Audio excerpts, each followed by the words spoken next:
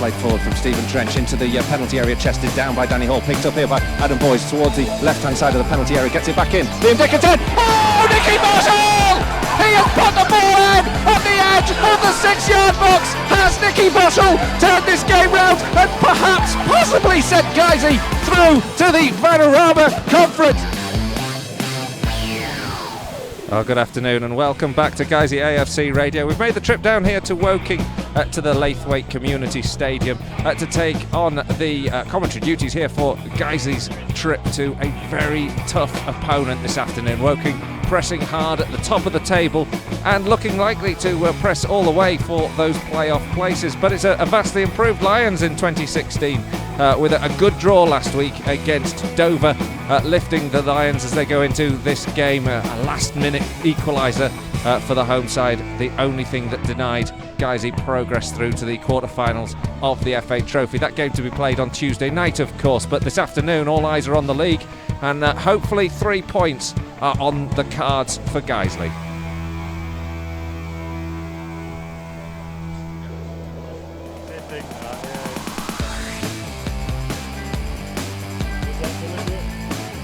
Norburn goes for goal. Oliver Norburn! What a hit! All of 35 yards out. He had the sighter earlier. That is an absolutely stunning strike.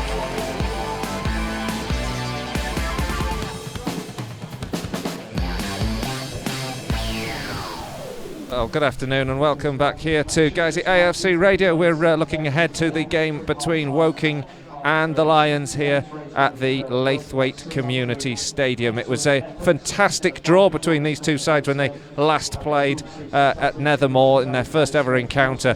Let's just listen back to hear what that game sounded like. Two sides are now ready to get underway. Woking, who will be playing in all yellow, will shoot from left to right as we watch in this stand here, taking on the Lions in white shirts, navy blue shorts and socks, and we're off. So the free kick will be taken now. It's drilled in from distance. Stephen Drench loses the flight of the ball, and it's a superb goal from John Goddard. Guiseley trail after 8 minutes. A free kick that we didn't think he was going to try from distance. It looked far too far out, but it went over the wall, and Stephen Drench reacted late. The ball into the bottom left-hand corner. Guiseley 0, Woking 1. Dickinson looks like a man possessed so far. Ball here with Thompson, gets the ball into the area. It's a poor cross though, and now Woking can come away with it. The Cards come away again with conviction on the counter-attack with Cardwell. Cardwell out to the left-hand side where Goddard, the goal scorer, cuts in field, goes towards the edge of the 18-yard box, flicks it onto Poku. Poku gives it back to Goddard. Goddard shoots, 2-0 Woking. And Guiseley are being picked apart far too easy on the counter-attack here. And John Goddard has his second, and Guiseley's game plan is completely undone. Well, as defensively poor as that was, the passing movement from Woking was absolutely outstanding. By the touchline, clearance from Drench, flicked on by Brooksby, looking to find Dickinson, but this time Sarr is ahead of him, clears. Daniel now, the substitute, gets the ball back. Brooksby then robs the fullback, Caprice. Gets the ball down this left-hand side. Brooksby then loses the ball behind him and wins it back, gives it to Jake Lawler in towards the edge of the 18-yard box. Lawler and Craddock combine. Craddock, bit of space, takes a shot in the bottom right-hand corner. Tom Craddock gets his first goal for Guiseley, and it's now Guiseley 3, Woking 3. Get in there, Tom Craddock. We said before he's been so unfortunate not to be off the mark for Guiseley.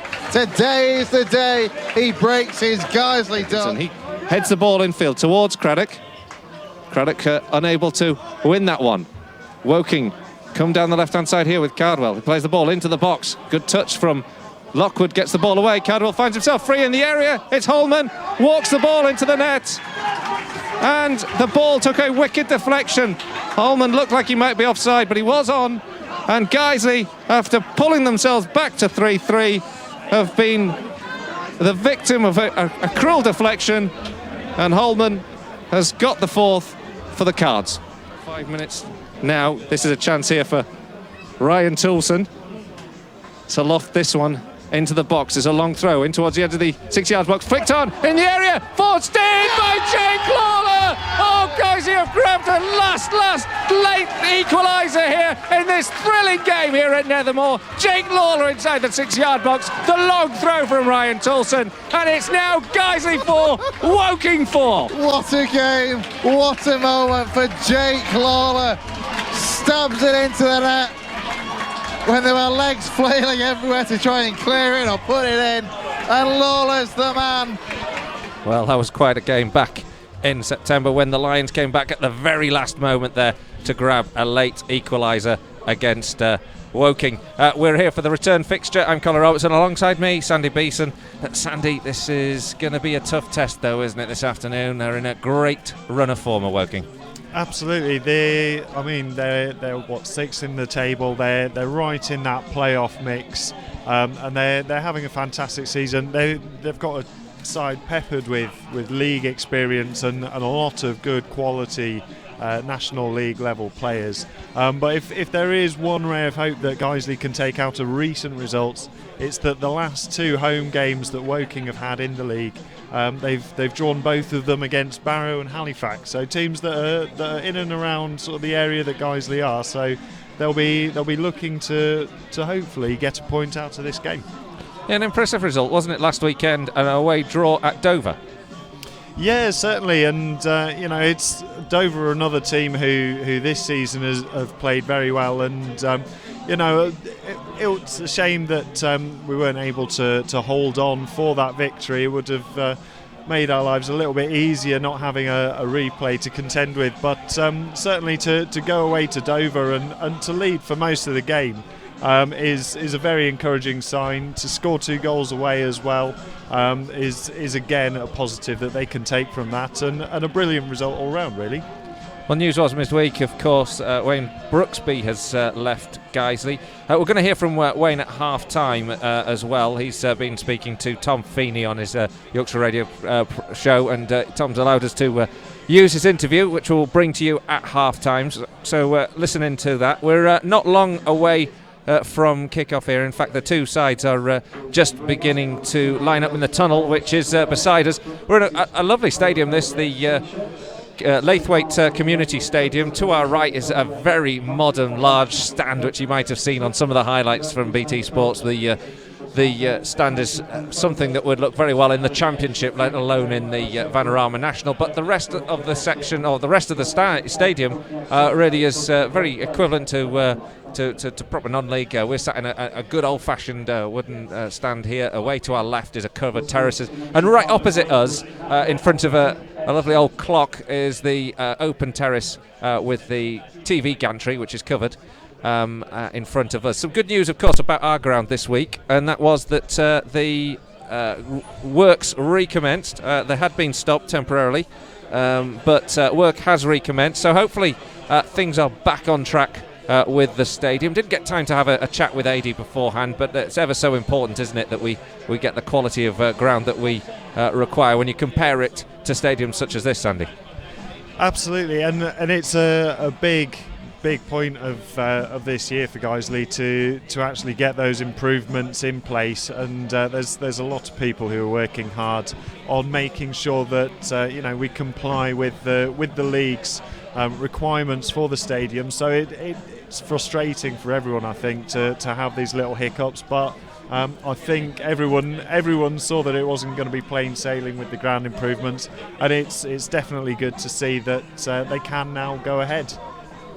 Well, we're about to get underway. As we said, the two sides are getting ready to come out of that tunnel. So chance for us to go through the team sheets first and foremost. In Woking's lineup as follows: Jake Cole in goal, Mark Ricketts the captain, Brian Sarr, Joey Jones, Kieran Murtagh, John Goddard, who scored those goals against us back in September. He'll be another one to watch out for. Matthew Robinson, Joe Quigley, Sean Jeffers, Scott Griffiths, Cameron Norman. On the bench, Jake Caprice, Chris Arthur, Giuseppe Sole, Bruno Andrade and Nick Haman.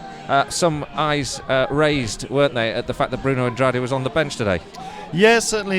A lot of the guys in the press box who watch Woking regularly say that in the last couple of games he's been a real live wire on the right side of midfield for Woking and a really dangerous attacking player for them. So there were certainly eyebrows raised when they saw that he was going to be starting on the bench. They did wonder whether maybe that was maybe a fitness issue, but at the same time that is an option for them to bring on late in the game. So something to keep an eye out for.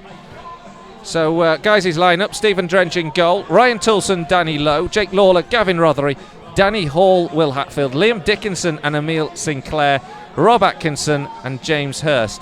On the bench is Ben Parker, Danny Boschel, Adam Boyes, Nicky Boschel and Anthony Dudley. And the two sides now coming out of the tunnel and are just receiving the applause, and the cards are being welcomed by two rather unusual mascots. And my day's been made. Sue Clapton just come across and give me a peck on the cheek.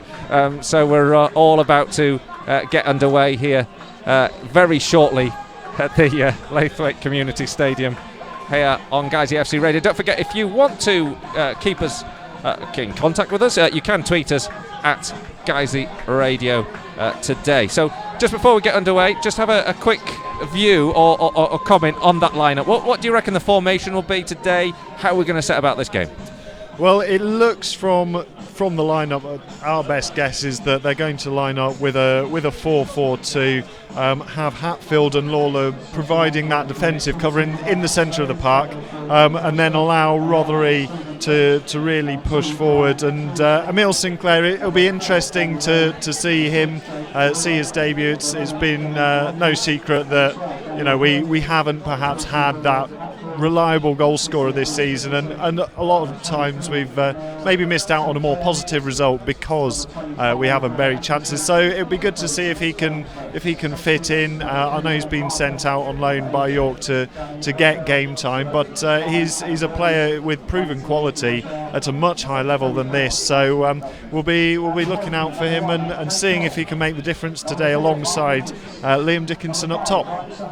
Well, just before we get started, I guess it goes without saying we're dedicating our coverage today to Craig Shearstone, who we sadly lost last Saturday. And Craig was a wonderful guy, a guy who actually helped us out on so many occasions here at Guiseley Radio. Just a few miles up the road from Woking, he came and helped me out at Aldershot, did all the tech support, very knowledgeable about his football, and really sorely missed for his contribution to the club, but also sorely missed as a friend. So coverage today for Craig. The two sides now just getting warmed up and ready to get started. The Cards will be playing in their red and white halves, black shorts, white socks. Guys are going to be playing in all yellow. The referee has gone through the coin toss with the two captains. Guys will be shooting from left to right, so towards this large stand away to our right, whilst the Lions fans are probably trying to take up position behind the goal there to urge a side on. At the moment appear to be towards our left, which is behind Stephen Drench's goal. And we are about to get underway for this game. Last thoughts on this game, Sandy? Hopes for the 90 minutes? Well, I think that position-wise, these two teams are obviously at opposite ends of the table, but I think recent performances suggest that Guiseley can be optimistic going into this one. So we're off, and Woking have the ball at the back at the moment. A good interception here from Will Hatfield. He charges forward, he's bundled over, there's no foul given before it's shepherded back by Scott Griffiths to the goalkeeper Jake Cole. Rob Atkinson having a real tussle there with Sean Jeffers. The referee gives the free kick Woking's way. You like to see that, a good hungry start there, a couple of very, very tasty challenges flying in from the Guiseley players already. We will give you the updates from all the games involving the Vanarama National League games today. Meantime, Woking take that free kick. They cross it in with Griffiths being blocked by Hurst. It's a throw-in for the home side on the edge of the 18-yard box, or about level with the edge of the 18-yard box on the left-hand side. Thrown backwards here to Murtagh. Kieran Murtagh spins on the ball, plays it to Griffiths on the left flank. He and Hurst having a tremendous battle down there, but Griffiths sticks to his task. Hurst isn't giving up, battles hard, and eventually pokes the ball out between Griffiths' feet for a throw to Woking.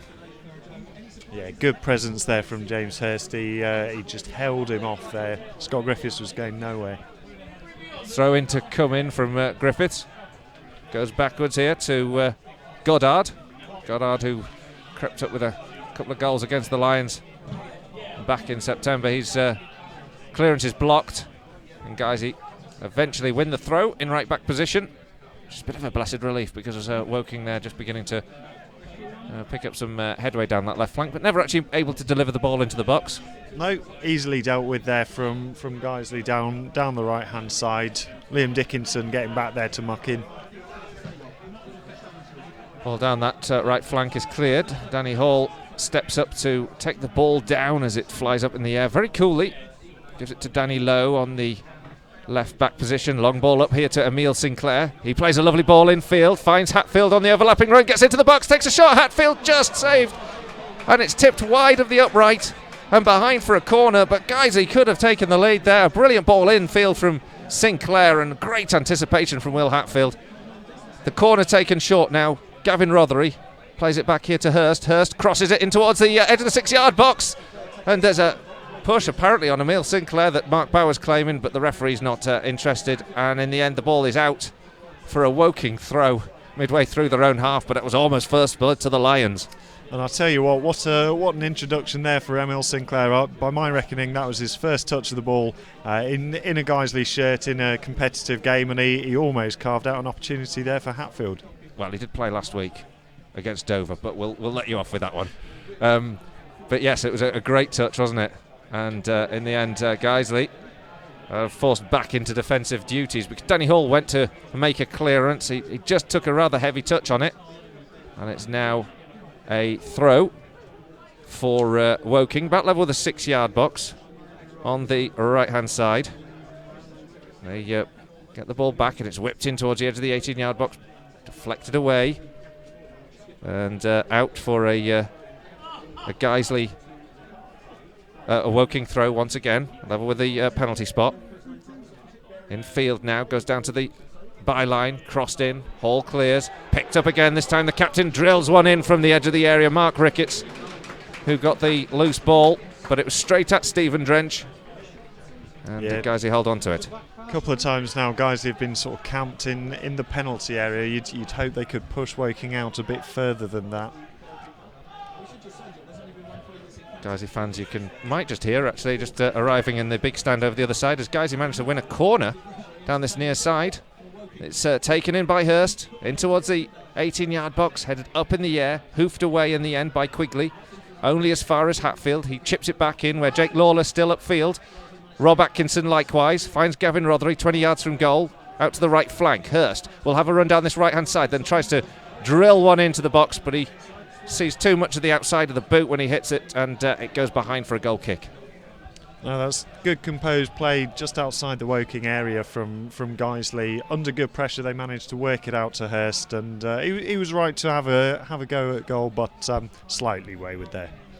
Early goal to Altrincham, 1-0 up at home to Lincoln City. Of course, Altrincham is the destination next week. Altrincham at the bottom of the table. Now Guiseley have been picked off with an offside decision, surely against the frontman Sean Jeffers. Not given. His effort is saved by Stephen Drench. It goes behind for a corner. Very open game already. Very entertaining start to this game. 5 minutes gone, still 0-0. Both sides have tested the goalkeeper though. Well, 4-4 could be on the cards today as well by the looks of it. From the right hand side, the free kick will come in as Woking get 4, 5, 6 players into the box. This one whipped up towards the edge of the 6-yard box, headed away by Danny Hall, out for a throw. The throw will be Woking's again, midway through the Guiseley half, this time on the right hand side. And now Norman whips the ball into the box. It's away, nodded on there by Brian Sarr into the box, eventually rolls through to Stephen Drench. And Guiseley build up the right hand side with Hurst. He's got Tilson on the overlapping run. Tilson keeps going, goes down towards the byline. He can get a cross in here. Guiseley got bodies in the box. It's put out for a corner though by Mark Ricketts. And this is Guiseley's third corner of the game. We're barely 6 minutes into the match. Yeah. Fantastic play from Toulson there. He was the one who actually headed it back to Stephen Drench originally, and then you just saw him bomb upfield and put in a testing ball that's won this corner. Corner from the right-hand side. Emile Sinclair in the box, Liam Dickinson in the box, James Hurst in the 6-yard box, and then on the edge of the area, another 3. This one will be taken by Rothery. Floats the ball in towards the penalty area. Atkinson goes up. He doesn't mean the header. The volley comes in from the edge of the area from Hatfield. Blasted away. Only as far as Danny Hall, though. He lofts it in towards the back post. Up goes Liam Dickinson. Doesn't win it. The decision from the referee today, Richard Martin, is that is a goal kick. And a bright start to this game. Very entertaining. Still scoreless. But both goalkeepers have played their roles in keeping the score goalless. Yeah, Drench has been called into action a couple of times, and as is so often the case, he's dealt with everything that's come his way. Ball forward now from Woking, looking down that right flank to prize open Guiseley, but it's well defended by Danny Lowe and launched clear. Dickinson is under pressure from Sarr. Will Hatfield again wins the ball from Brian Size, bundled over, and now Guiseley will have a free kick on the edge of the centre circle. Great work again from Will Hatfield, who seems to have taken a little knock for his trouble. Well, that's what you get with Will Hatfield. How often do you see that? Him just making a nuisance of himself in the centre of the park, winning the ball where he had no right to, and winning Guiseley quite a dangerous free kick. They're going to get the bodies forward again in the Lions. We've got 5 on the edge of the area rather. It's going to be Gavin Rothery, I think, to float this one in. Hurst and Dickinson and Atkinson are at the back post. I think they're going to be intended targets. It actually goes a little short and doesn't beat the first man, and now there's a counter-attack on for Woking, and that's very frustrating. Jeffers plays it into Griffiths, intercepted by Lawler. Guiseley get the ball away, find Hurst on this right-hand side. Lions looking good, a good ball down this right flank. Sinclair is onside. He goes through towards the penalty area. He's got a difficult angle here, lays it across to Dickinson. Guiseley take the lead. Liam Dickinson, after great work from Emile Sinclair, lovely ball in. He broke the offside trap, and Liam Dickinson buries the ball, and it's now Woking 0, Guiseley 1. Absolutely fantastic play from Guiseley there. Brilliant from Emile Sinclair. He looked to just stay onside. It was a very marginal call, but he had the composure, racing in on goal. He could have taken the chance himself. He could have been greedy, but he saw Liam Dickinson in a much better position, and in the end it was a very simple tap-in. Well, the way this game is going, it's not finishing 1-0 though, is it? It's been so open and it's been very entertaining, and after only 8 minutes the Lions have the lead. Liam Dickinson tapping home on the edge of the 6-yard box after brilliant work from the new signing Emile Sinclair. And Guiseley will no doubt face the whirlwind of Woking, who haven't lost since that game in November. I think they lost to Macclesfield on that occasion. It's 5-2 on that day. Great work from Emile Sinclair. Wins the ball back for the Lions already. Gavin Rothery down this left flank. Lays it back here to Jake Lawler. Lawler, crossfield ball out here towards Hurst. Easily cut out this time as Griffiths puts his foot through it. Up to the front man, Jeffers. Griffiths again called into action. This time finds the feet of John Goddard. Goddard working down that left flank, goes past Ryan Toulson. Toulson sticks to his task, but Goddard gets the cross in towards the edge of the 6-yard box. Headed away by Danny Lowe, helped away by Jake Lawler. Only as far as Ricketts though. Ricketts onto the right-hand side, finds Cameron Norman. Ball into the box is poor, and it's behind for a goal kick.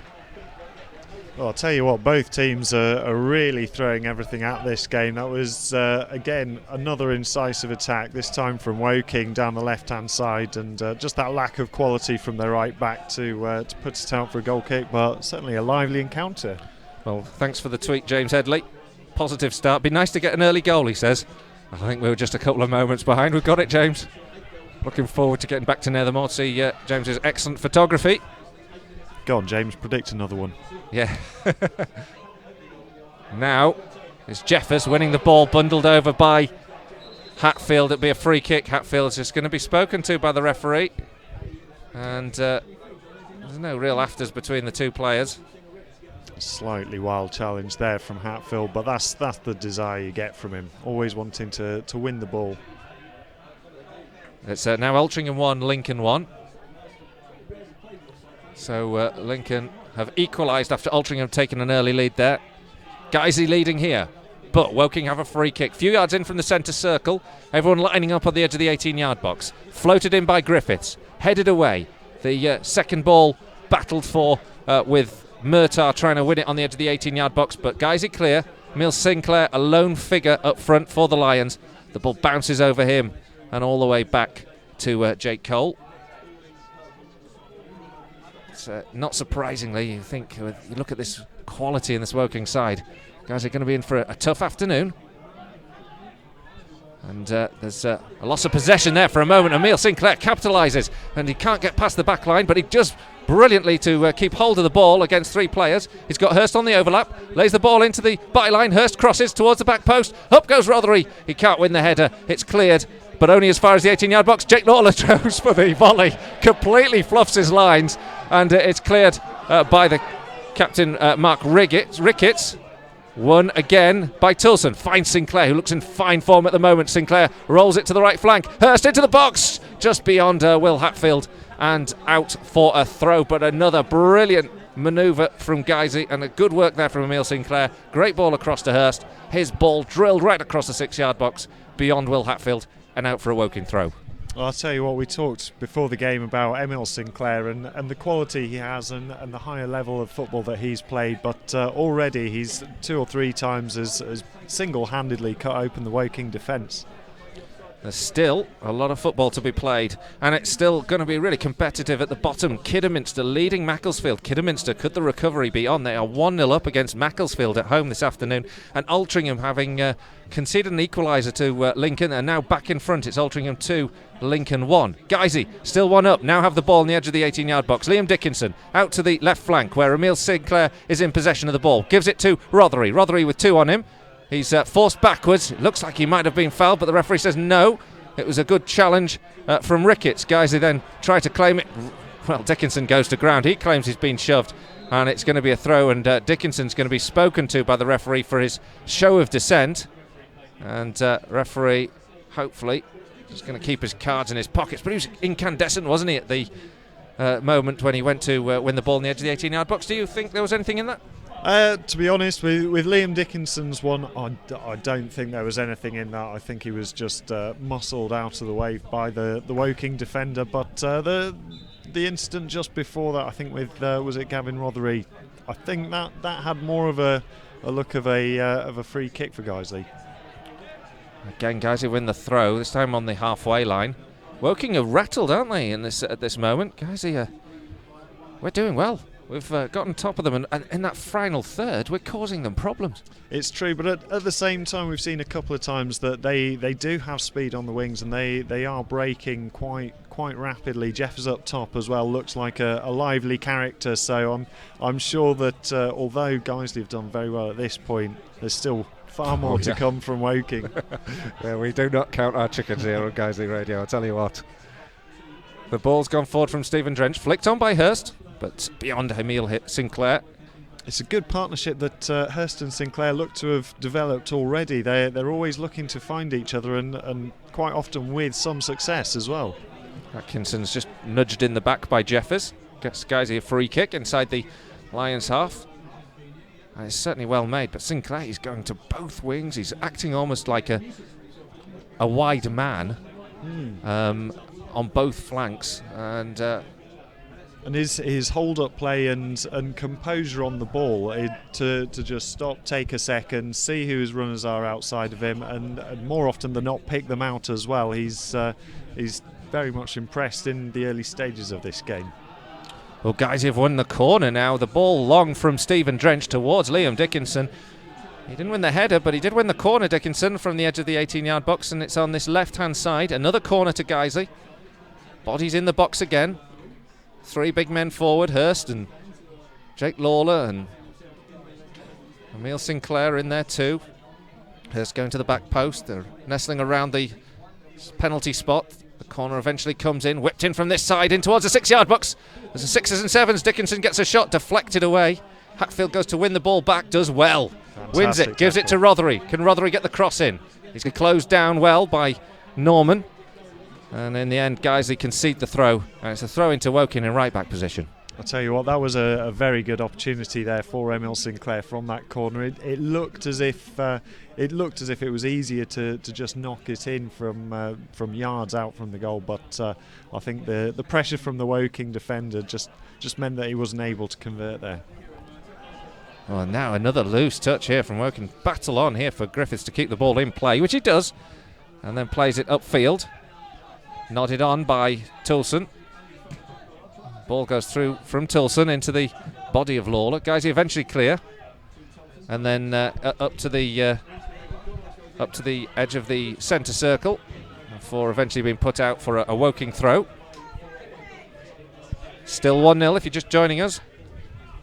Guiseley's goal coming from Liam Dickinson. It's the Lions who lead, which is good news. We've had 17 minutes. Woking have the throw, the ball into the Lions half, picked up here by Quigley, and played down the left-hand side towards Jeffers, but Griffiths, shake of the head, can't keep the ball in play, and Guiseley get the throw. No one wants to go and take the throw, it seems like, so Stephen Drench has jogged over. Bit early for time wasting tactics, I feel. There's only another 70 minutes. Ryan Toulson will takes a throw with a few yards up to the halfway line. Ball picked up by Hurst. Hurst plays it square. Sinclair chasing and battling for it. Plays it out to Danny Lowe on the halfway line. The left back comes forward and lays the ball back to Sinclair, who spins on it. The roll of the ball, though, takes it away from him. It was a lovely idea from Emil Sinclair, but it goes back to the goalkeeper, Jake Cole. I'll tell you what, that was almost Dennis Bergkamp, that famous goal against Newcastle. Maybe not quite as high quality, but same sort of idea. Hatfield's bustling away again and winning the ball and going down that left-hand side, and in the end he just can't keep it in play. Doesn't agree with the referee's decision, but the linesman on that far side, David Spain, he spotted the ball had gone out of play, and so it's a Woking throw. Second goal for Kidderminster. Kidderminster 2, Macclesfield 0. I honestly think they could get out of this, couldn't they? If they start hitting a form like that, they genuinely could. Well, they're a quality side, to be honest, and it's a surprise that they're in the situation that they are. So yeah, absolutely, a couple of wins and they could start putting a run together. Which means it's ever so more important that Guiseley managed to get this going. Halifax 0, Forest Green 1 as well. Just while the ball at the back here with Cole, who lofts it long, and actually Woking are getting a bit ahead of steam here. Picked up by Robinson into the right back, Norman. Robinson again crosses into the box, headed away by Atkinson. Guiseley digging deep, and again it's Woking who recover the second phase, move the ball forward here. Murtagh on the left-hand side, he's shepherded well back into his own half by Hatfield, and it's back here with Brian Sarr, centre half in short to Murtagh. Sarr and Murtagh combine, they keep possession of the ball, but guys are keeping good shape, and when the ball does go long, it's headed away by Hall. It's picked back now by Ricketts. Ricketts lays the ball into Goddard. He has a run now onto the edge of the 18-yard box, takes a shot. It's a rather weak one from John Goddard. He couldn't connect with it properly, and it sort of rolls into Stephen Drench's arms in the end, but it was a good incisive move from Goddard, and just another example of the threat this Woking side have.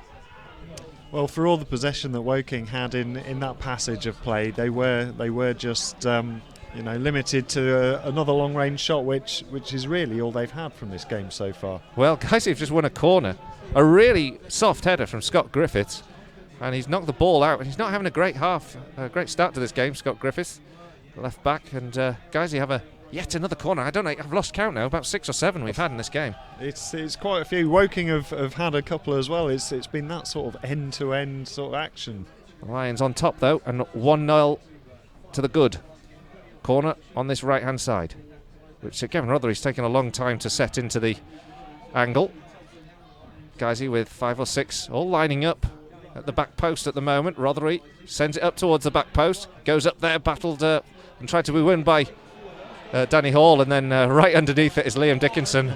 That's not one of his finest moments. It's blasted high, and he almost cleared the stand behind the goal, which is That'll be going some. Almost cleared the stand, and I don't think he could do this again if he tried. He managed to get it into one of the entrances to the stand, and it went far out. One of the stewards had to fetch it.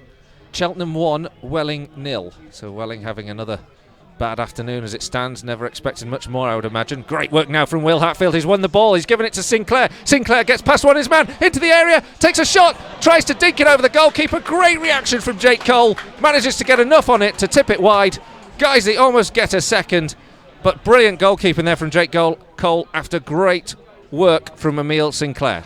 Once again, it's Will Hatfield just picking pockets in that centre part of the pitch. Released Sinclair, and he just seemed to put the afterburners on. He sprinted away from his man, and you could see what he was doing with the finish, and the keeper, unfortunately, was equal to it. Guiseley now with the corner on the right-hand side again. Gavin Rothery taking a long time to set this one up. I don't know if he's got a problem with the corner placement. Guys again have bodies in the box. This one again goes up towards the back post. Up leaps Liam Dickinson. Danny Hall gets it back in, but it's cleared and away to the halfway line, where Danny Lowe is the only outfield player in Guiseley's half. He sends it back to Stephen Drench, and great frustration on this Woking bench down here in front of us. Stephen Drench and lofts this one long. It's up towards Sinclair, headed away by Sarr, picked up by Goddard, but he slips on the ball, recovers well, plays the ball to the right hand side, gives it to Robinson. Back in field now as the back line try to work this one out. Griffiths chests it down under pressure, lays it in towards Goddard. It wasn't the greatest ball, actually. It was to Murtagh, beg your pardon. Now Ricketts into the right back, Norman. He opts to go back to the back line, and now Guiseley having to keep good shape here, because Woking, when they're in possession of the ball, they can knock it about well, and they obviously can score goals, and they play it down the right flank, and Danny Lowe opts to knock that one out for a throw. And we have a man down just for a moment, a Woking player on that right hand side. Maybe Robinson, is it? I think it's Sean Jeffers down there. Oh yes. And so the physio comes on, and we can catch our breath, because it's been absolutely breathless first 24 minutes of this game, halfway through this first half. Been a great advert for National League football, to be honest. Guiseley have their game plan has clearly been to get at Woking and break with pace, and that's exactly what they've done. Woking, as you mentioned a minute ago or so, they do keep possession. They are able to switch it about quite effectively, but I think what's promising for Guiseley is that they're able to soak up that pressure, just let Woking have the ball, and in the end they're limiting them to long range efforts, which Stephen Drench has got absolutely no qualms with dealing with. Well, we're just waiting for this injury to be resolved. A couple of those games we've told you about earlier on, Forest Green and Cheltenham both winning at the top of the table. At the bottom it's shaping up to be very interesting, what with Kidderminster beating Macclesfield 2-0. Of course, Guiseley here, we're winning 1-0 against Woking. Altrincham are leading 2-1 at home to Lincoln City. Don't forget, this week we've got the FA Trophy replay against Dover, and if we get through past Dover, which is of course a big if, we will face either Nantwich or Stourbridge. Away again, of course, as is the way of things this season. I don't think we've had a single home draw in the FA Trophy or Cup. And it's a trip to Altrincham next Saturday, and that'll be such a crucial game. We'll bring you everything here on Guiseley AFC Radio, but it's definitely worth a jaunt. I tell you what, it's definitely worth a jaunt over to Altrincham. Great club, great ground, and we're just beginning. We've got to exercise those memories of that playoff final from 2014. Horrible afternoon in the end, after a really superb performance. Seems to be quite some concern at the moment. All the Guiseley players coming across to the bench here, and everyone's coming close. Seems to be some time. Fairly innocuous moment, really. I didn't see a challenge at all there. I don't know whether he went off the ball or whether he's pulled something, but you don't usually see it go on for this long. He's being treated, and they're coming across. This is a little bit disconcerting here. Jeffers down on the ground at the moment, and being treated by the Woking physio. It's been a pulsating start to this match. I was going to say maybe he just needed a break from it all. He's obviously in some pain over there, moving, and maybe it's an injury that means he's going to have to be replaced, I suspect. So, but at the moment, these two sides are over by the dugouts here on the near side, with the managers taking the opportunity to urge their teams on. And we can't really see much more at the moment. Maybe there's going to be a stretcher. The stretchers are actually on the side of the field at the moment. But, I think there's one Guiseley player just nipped back to the change room for a comfort break. But, we just have to wait and see actually what will transpire. Been a great first 25 minutes with Guiseley taking the lead. Liam Dickinson, after only 8 minutes, a superb run from Emile Sinclair. He was put through on the right hand side, and the cross infield from Emile Sinclair tapped home by Liam Dickinson on the edge of the 6-yard box. Sadly, we do have a rather unfortunate injury, but to a Woking player, which is Jeffers, isn't it? Sean Jeffers, who's on the ground at the moment. He's obviously in a bit of pain. His head's bobbing up and down, and he's fairly still, and they've brought the stretcher on. It looks like a nasty one. They've got the paramedics going over there as well now. Absolutely nobody wants to see this, so of course we hope that this is far less serious than the stretcher indicates, and that he will be back and fine. But unfortunately at the moment it looks like he's going to need some treatment, and won't be playing any further part of this afternoon's game. But, he's been helped onto the stretcher, and it was an innocuous moment really. Jeffers went chasing after the ball down the right hand side, and we didn't even spot that he'd gone to ground, whether he'd twisted a limb, a leg, an ankle, a knee, something like that. Certainly doesn't look any more serious than that, but we can't really tell from this moment. But Guiseley leading 1-0 if you're just joining us. Desperately trying to fill in here as there is no action at the moment because of this injury. Probably about 4 or 5 minutes so far. Aside from Guiseley having a little game of keepy-uppies in their half. Dover have taken the lead against Gateshead, and thanks to everyone who's tweeted us this afternoon, and Greg Sturrock, James Headley, Bev Dickinson, very much appreciate your feedback. In fact, Greg is saying that Greg Sturrock saying that Kiddie are 3-0 up now. Well, let's just have a look at those latest scores. They were getting it. Indeed, they've scored a third. Kidderminster Harriers 3-0 up against Macclesfield. Macclesfield Town, the last team to win here at Woking in the league. That was back in November, we remember that. That was when Guiseley last played a home game in the league.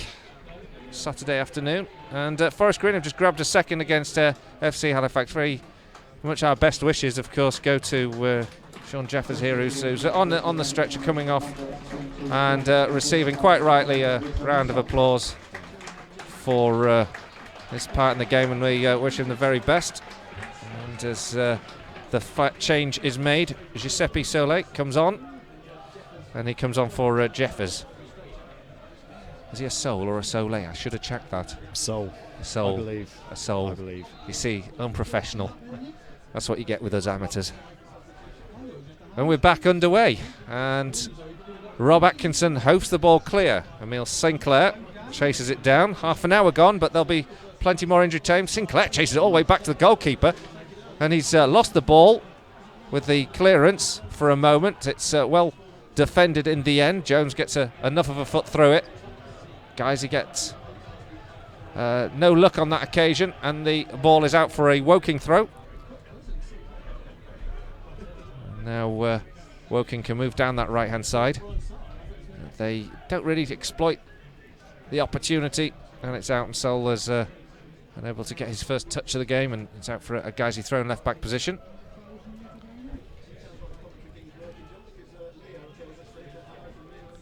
Stephen Drench now for the Lions, lofts it long towards Hurst. Hurst spins on the ball well. Griffiths went to win the header. Hurst just a few yards away from the ball before it rolls out of play, but he gamefully chased it down. Great idea from James Hurst, and if he'd have been that bit quicker or the ball had been slightly slower, he'd been in their promising position to put it in the box. Possibly our best opportunity to come down this right-hand side. Emile Sinclair found that freedom when he got past Griffiths. As he win the ball back, it's up towards Dickinson on the edge of the 18-yard. Saar under pressure, puts it out. It'll be a Guiseley throw just up from the corner flag. I'll tell you what, Liam Dickinson's got the bit between his teeth today. He's chasing down absolutely everything, and again we've got a promising situation, all because of that. Throw will come in from Ryan Tilson. He can loft them long, and Guiseley have got bodies in the box to aim for here with Hurst, Dickinson and Sinclair on the edge of the 6-yard box. Tilson does, lobs this into the box, headed away, actually behind by Ricketts, and it'll be another Guiseley corner. Got to be double figures now. Almost, hasn't it? Where are the Opta stats? Corner from the right-hand side, and again, Guiseley fans away to our right now behind the goal here. Really enjoying it. The corner comes in from Rothery into Tilson. Tilson gets the shot, but he's sort of scuffed it, and it's cleared. It was definitely a defender's effort. Danny Lowe lobs it back in towards the edge of the 18-yard box, but it's well defended by Ricketts, who sends it forward. There's a chase on here for Quigley. Quigley does enough to get Woking the ball back, but they can't keep it in play, and it's out for a Guiseley throw. You can sense the frustration around this stadium here for the home fans. They'll have looked at this fixture list and thought, 3 points, that's what we expect today. Well, they'd have thought that about the previous home games against Barrow and Halifax, but they drew both of those, and at the minute, losing to Guiseley. And it's a deserved lead as well for the Lions. Hatfield bundled off the table. Ball. Well won by Jake Lawler. Guiseley in possession of the ball again inside their own half. 1-2 between Tilson and Lawler. Lawler plays it down the right-hand side. Dickinson chases, tries to keep it in, bundles into the assistant in doing so. And then there's a little hesitation between Griffiths and goalkeeper Jake Cole, but Cole claims the ball on the edge of the 18-yard box. And the assistant on this near side, Lee Forrester, has a smile on his face. Not too many do when they've come into full contact with Liam Dickinson, I'm sure, on the football field, but he does. And the ball's gone long, upfield, for Woking, and they've won a throw on this near side to us, on the left-hand side as they attack the Guiseley goal. Griffiths will take. And he looks for options, plays it short. And it's Quigley in field towards Ricketts. Griffiths again, good tackle comes in by Hurst. Having a tremendous game, James Hurst. Hurst tries to clear, blasts it against Griffiths, who I think has taken it onto the side of his face, hasn't he? Oh, that'll sting. Yep. And it's out for a throw to Guiseley. I'll tell you what, Scott Griffiths is it's not his day today, is it? He's been tormented by Hurst and Sinclair, and to boot, he's just taken a ball to the face too. Dover 2, Gateshead 0, Wrexham 1, Bromley 0, and Altrincham 2, Lincoln City 2. Heck of a game at Moss Road at the moment. Guiseley on the ball at the moment, well won by Griffiths. Actually, he's used his hands. The referee has given a free kick against him. Southport 0, Braintree 1. Braintree, of course, the team will play at home next in the league on the 27th of February. That's if we don't get through against Dover on Tuesday night. The ball's played long by Atkinson. It's flicked on and out. Sorry, on a Saturday afternoon, I should say. Because, of course, we've got Forest Green and Dover at home in the FA Trophy, and then in the league on the 23rd. Lots of home fixtures lining up. It's a goal kick at the moment to Woking. So that's a long way for Gateshead to go, isn't it, to be 2-0 down. Just goes to show the quality of the result last week. Guiseley. True. The ball battled and won by Jake Lawler. Now Woking have it on this left-hand side with Goddard, but Tilson intercepts. Takes a touch. Tilson's claiming that it took a touch off Goddard, and the referee's given the throw to Woking. It's Griffiths who throws the ball infield. Good tackle comes in from Dickinson. Griffiths wins it. Griffiths under pressure. Woking do well. They hold on to the ball and get it back to Cole. Cole steps up and gives it to Jones, and Guiseley now have to set themselves as Woking look to press. The centre half comes forward. Is it square to Murtagh? It's intercepted by Rothery, kept in play by Jake Lawler. Guiseley win the throw, just inside their own half on the left-hand side. Still 1-0 to the Lions. Liam Dickinson, the goal scorer. 37 minutes gone in this game, but there'll be plenty of injury time after Sean Jeffers went down with what looked like a nasty injury in the opening half. He was down for a good 4 or 5 minutes till they brought the stretcher on. Woking managed to get the ball away. Danny Hall will shepherd this one back to Stephen Drench. Drench puts his foot through it and lofts the ball clear. Griffiths gets a good header back to Cole, who's under tremendous pressure from Hurst yet again. Just about managed to get the header away. Hurst was breathing down his neck there. The ball upfield now. It's won well here by Quigley. He's playing more advanced position now. Quigley plays it back here to Sarr. Sarr to Jones. And Jones gets it into the Guiseley half now.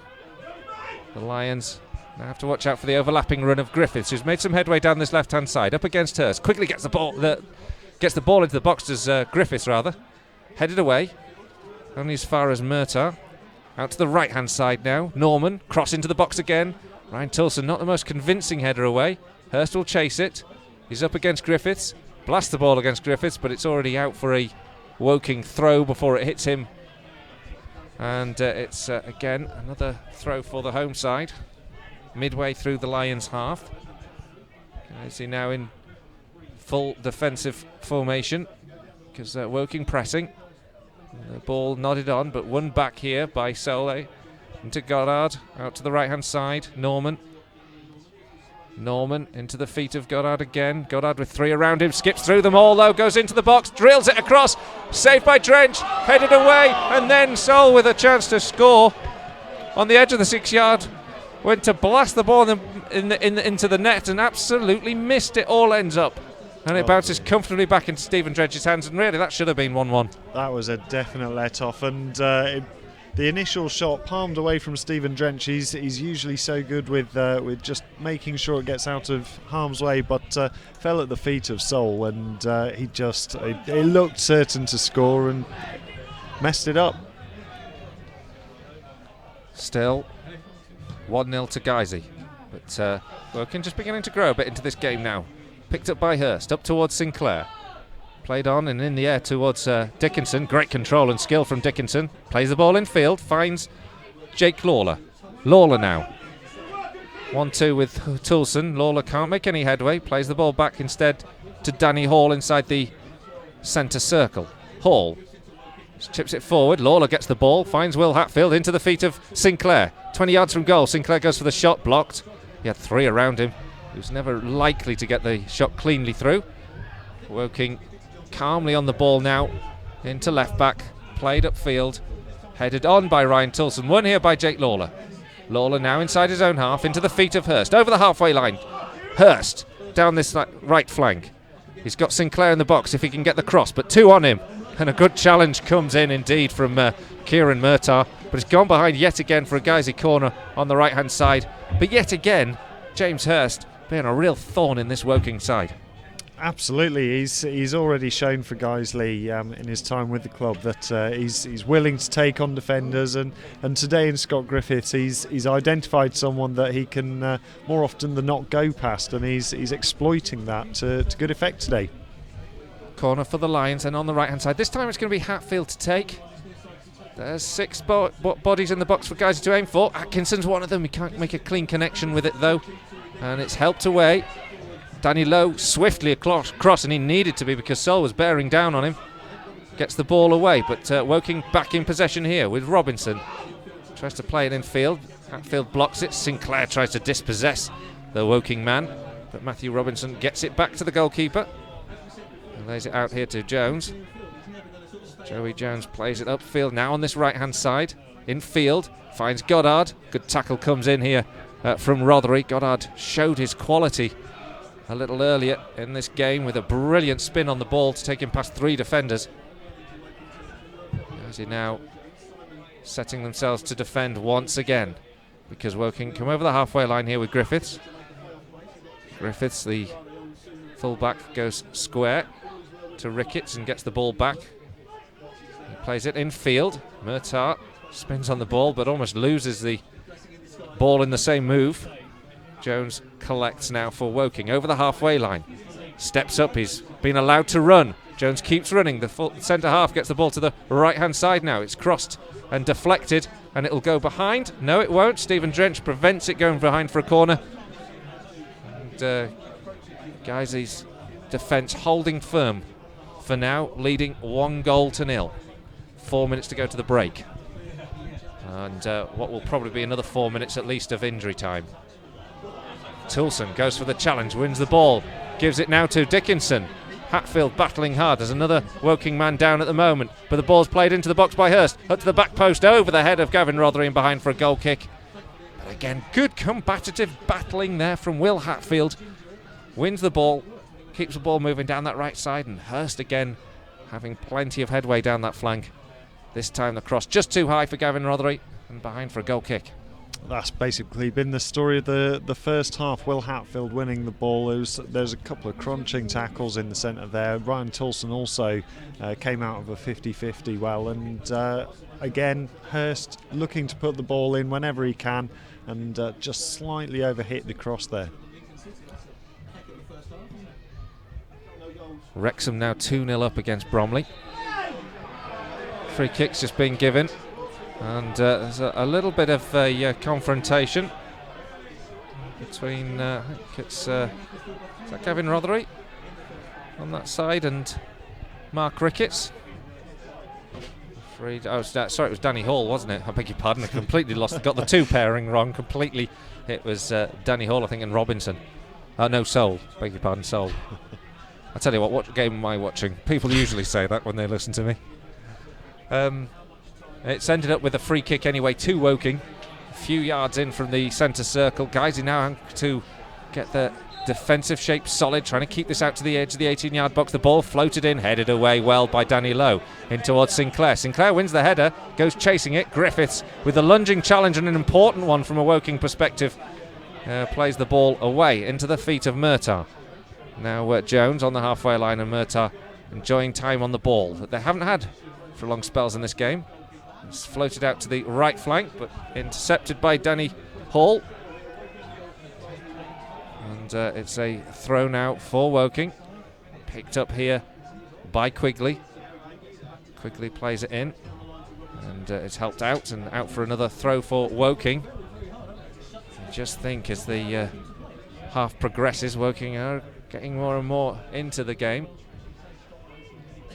Now is a loose ball and Hurst intercepts it. Hurst into the Woking half. He has a heavy touch on the ball. Brian Sarr will tidy that one up, gives it to Griffiths, and Hurst curses himself because he did so well to intercept the ball in the first instance inside his own half. But then just a slightly heavy touch allowed Brian Sarr to get the ball off the Guiseley man, and now it goes forward from Woking. Shanked clearance there from Danny Hall. Ryan Toulson has to prevent it going out for a corner. He does actually, and makes a good clearance. Flicked on there by Hurst. Won back by Griffiths. Sent down the left-hand side and won again. This time by Quigley. Across to Murtagh. Murtagh has found the feet of Norman, but again it's back into the Woking half. Woking still in possession of the ball. Guys are having to do a lot of defensive shape and chasing and closing down for the moment, which will certainly tire. And then the free kick is given against Ryan Toulson against Goddard. And referee having a word with Ryan Toulson. And you might just have heard that there will be 6 added minutes after that injury to Sean Jeffers. So there's plenty of time in this half for Woking to get back onto level terms. They are certainly pressing and certainly looking like they feel there is a goal before the break for them. Goddard now on the ball. Whips the ball in towards the edge of the D. Hoofed away there by Danny Hall. Goes all the way back to Jake Cole. Guys, you're just setting a little bit deep here with everyone still in the Lions half as Jake Cole comes out of his area and lofts it long up towards Quigley. Atkinson goes down under the challenge of Quigley. Referee says nothing. Atkinson protests but gets back up. The ball's up in the air now. Jake Lawler wins it, heads it away. Won back now by Ricketts. It's all untidy in that half, and then Jake Lawler and Will Hatfield are furious because they've been penalised.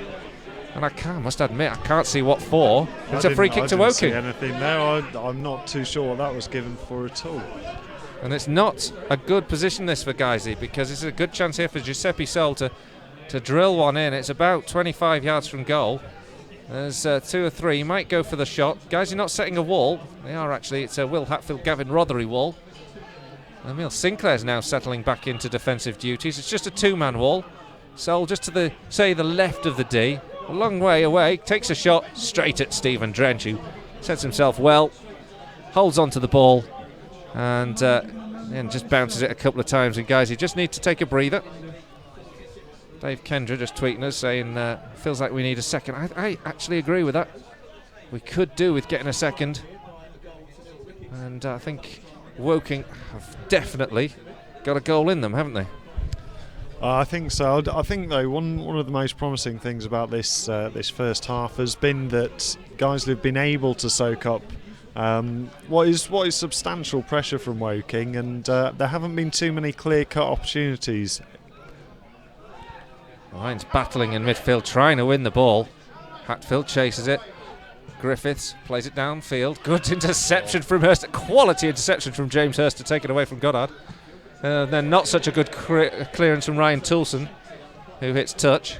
Dover 3-0 up now against Gateshead. Dover absolutely running riot at the Crabble as they're beating Gateshead 3-0. Neil Aspin will not be happy with that. Of course, Dover make the trip up to us on Tuesday night. Quickly now on the ball. Cuts in field. Good tackle comes in from Sinclair, but quickly holds onto it. Lays it back into the Woking half, where Joey Jones has time and space on the ball to play it into Murtagh. Guys, he's defend though. But again, it feels all a little bit like we're allowing Woking to press us by setting deep, and it's going to come back again from Clark. Back into the Lions half. Hall battles hard, and then there's a heavy challenge. A clip on Will Hatfield.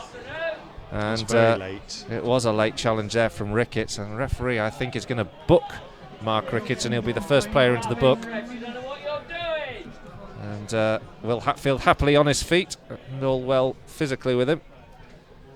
But he'll no doubt upset the few home fans that feel that the referee didn't get that one right. But it's a free kick to Guiseley and a yellow card for Mark Ricketts as we head towards a break. We've had 3 minutes of the added 6. 6 minutes that have been added because of the injury to Sean Jeffers. Guiseley leading by 1-0. Liam Dickinson scoring after 8 minutes. Emil Sinclair, the creator. Brilliant run down the right-hand flank. Broke the offside trap. Drilled the ball across the face of goal. Dickinson on the edge of the 6-yard box, tapping home.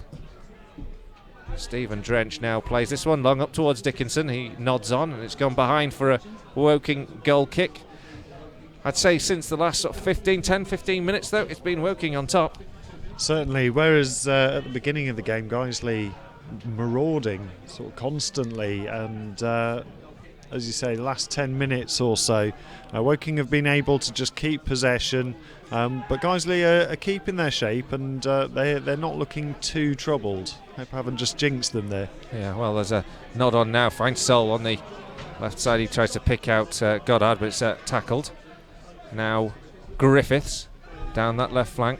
1-2 with Quigley into the edge of the area. Griffiths drills it into the box, and it's helped away by Jake Lawler.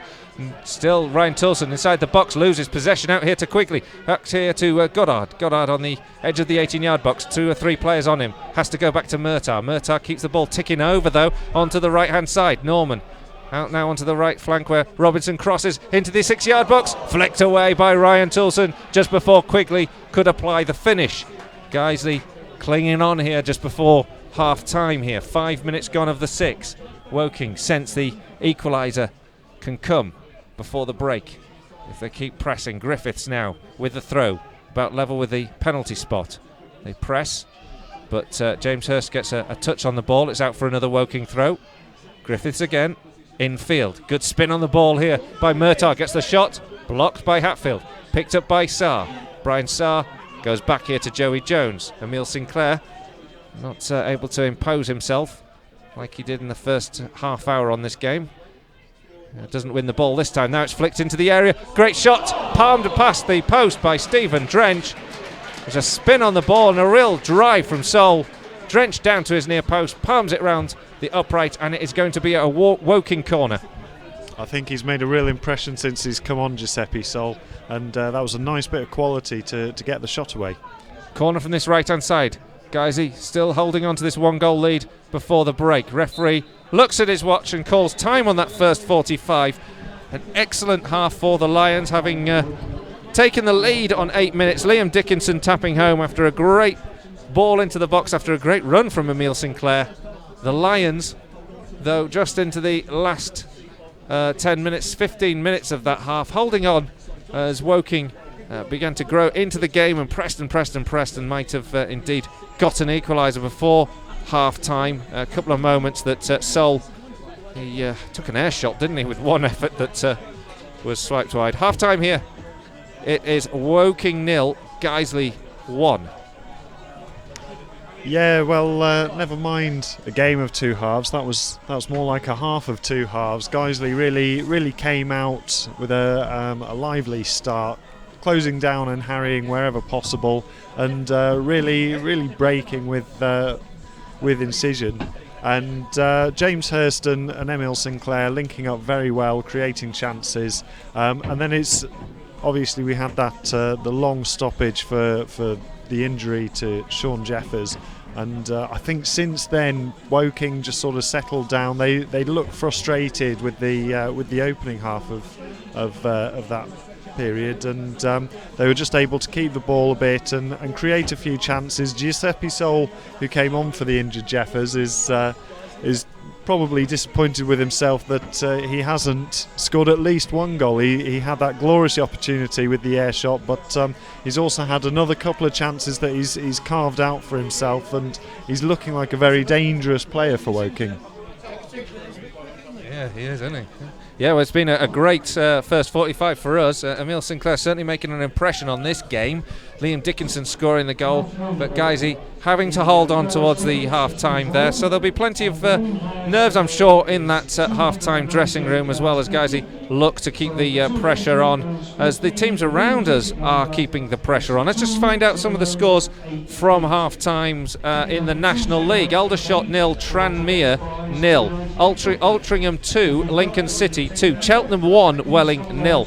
Dover 3, Gateshead 0. Grimsby 0, Boreham Wood 0. Halifax 0, Forest Green 2. Kidderminster Harriers 3, Macclesfield 0. Southport 0, Braintree 1. Woking 0, Guisey 1. Come on. And Wrexham 2, Bromley 0. Let's give you some of the scores from the Vanarama National North. Boston United 0, Stalybridge Celtic 2, Brackley 1, Nuneaton 1, Bradford Park Avenue 0, Stockport County 0, Chorley 0, Worcester 0, Corby 2, Tamworth 0, Fylde 1, Gloucester 0, Hensford 0, Gainsborough 0, North Ferriby United 0, Harrogate Town 1, Solihull 2, Telford 1, FC United 1, Alfreton 0. So league sides that we've been following as follows: Nottingham Forest 0, Huddersfield Town 1, and Peterborough 0, Bradford City 1. That'll complete our half-time review of the scores. So we promised you we'd bring you an interview that was carried out with Wayne Brooksby by Tom Feeney this week. It's a chance for us to have a listen to that. We'll be going off for 5 minutes or so we'll see you back for the second half. Well, joining me now is the new signing for North Ferriby United, although someone who's already played for the club quite a few times, Wayne Brooksby. First of all, Wayne, how are you doing? Yes, I'm good, thank you. And Wayne, then, the move back to North Ferriby United after your time at Guiseley came to an end. Just first of all, do you feel that was the sensible choice to go back to a club where you've made plenty of appearances for? Yeah, definitely. Obviously, not been playing for Guiseley, so the main thing for me is just to get playing again and start enjoying my football again. So yeah, I feel that it was the right move for me. And looking at North Ferriby, obviously you've had spells there before. You also had a spell there this season while you were on loan, so you already know all the teammates, and obviously you knew the management anyway. Yeah, obviously going back, I went last night to sign some forms, and went trading, and all the lads were glad to see me back and stuff. So obviously pleasure playing for North Ferriby and great management as well. So hopefully we'll be able to do the right thing and get Ferriby up into the conference. And that must be the great thing, isn't it, that you're joining a team with realistic aims of getting into the conference, a team in real good form? Yeah, definitely. They've obviously doing well in the league, and they're in good stead to go to the next level, and that's definitely what North Ferriby want, which is obviously a good thing for me as well. So look forward to playing and just getting some minutes under my belt. And looking at your time at Guiseley, obviously you were a part of the squad which gained promotion last season, a great moment, and you became a bit of a fan's favourite as well. Just how much have you enjoyed your time at Guiseley? Yeah, obviously got a lot of respect for Guiseley. It was a really good move for me, and appreciate everything they've done for me. I've come on as a player, and much appreciated of the fans who have been brilliant ever since I've joined the club. And looking at it, I mean, in terms of memories that you've got there, would you say the playoff final has to be the memory that stands out for you? Yeah, definitely. It was probably one of the biggest points in my career. It was a great day, and it was something that I'll never forget. So yeah, definitely, that's my best memory at Guiseley.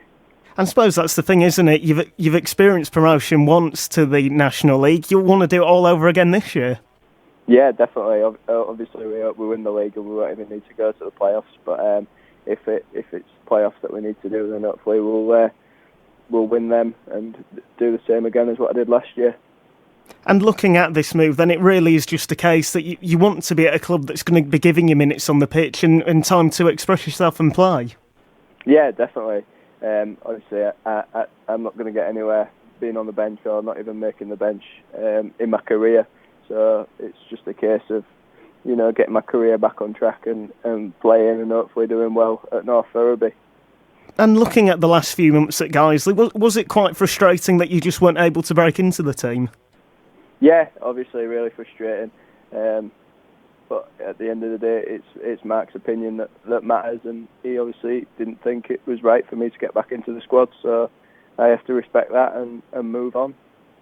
And obviously, you know all the lads at Guiseley. Do you think the team is going to be able to stay up? Yeah, I think they've got a good enough side, definitely, to stay up. I wish them all the best for the rest of the season. I'm sure the squad's strong enough to keep them in that league. I know that they're more than capable. And joining North Ferriby United, I suppose it's the thing that the ambition isn't just for this season. It really is a team which seems to be on the grow with quite a few things to look forward to in further years.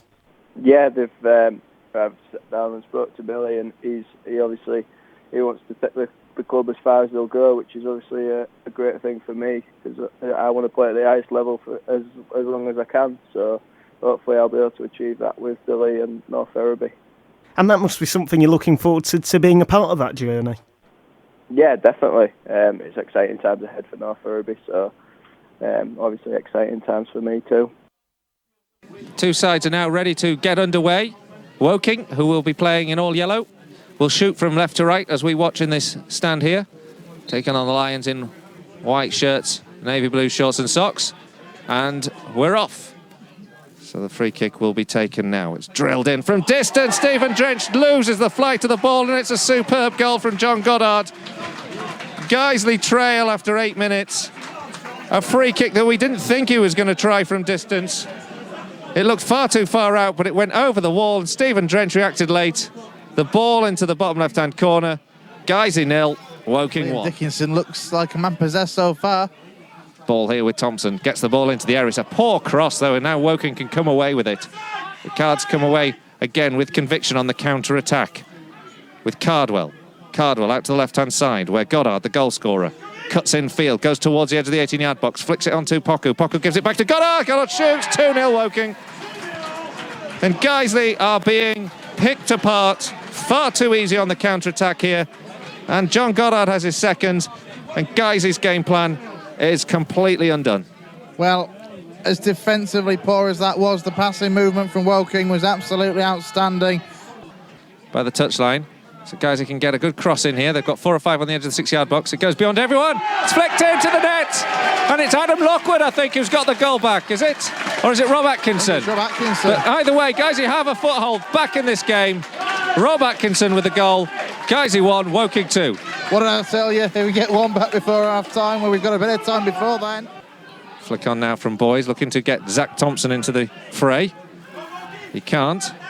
Jake Lawler on the halfway line, in towards Dickinson. Dickinson touches it well, gives the ball to Hatfield. Hatfield, he's got only Nicky Boschel ahead of him. Keeps running. Hatfield into the box. Nicky Boschel! Oh, guys, you've got the equaliser.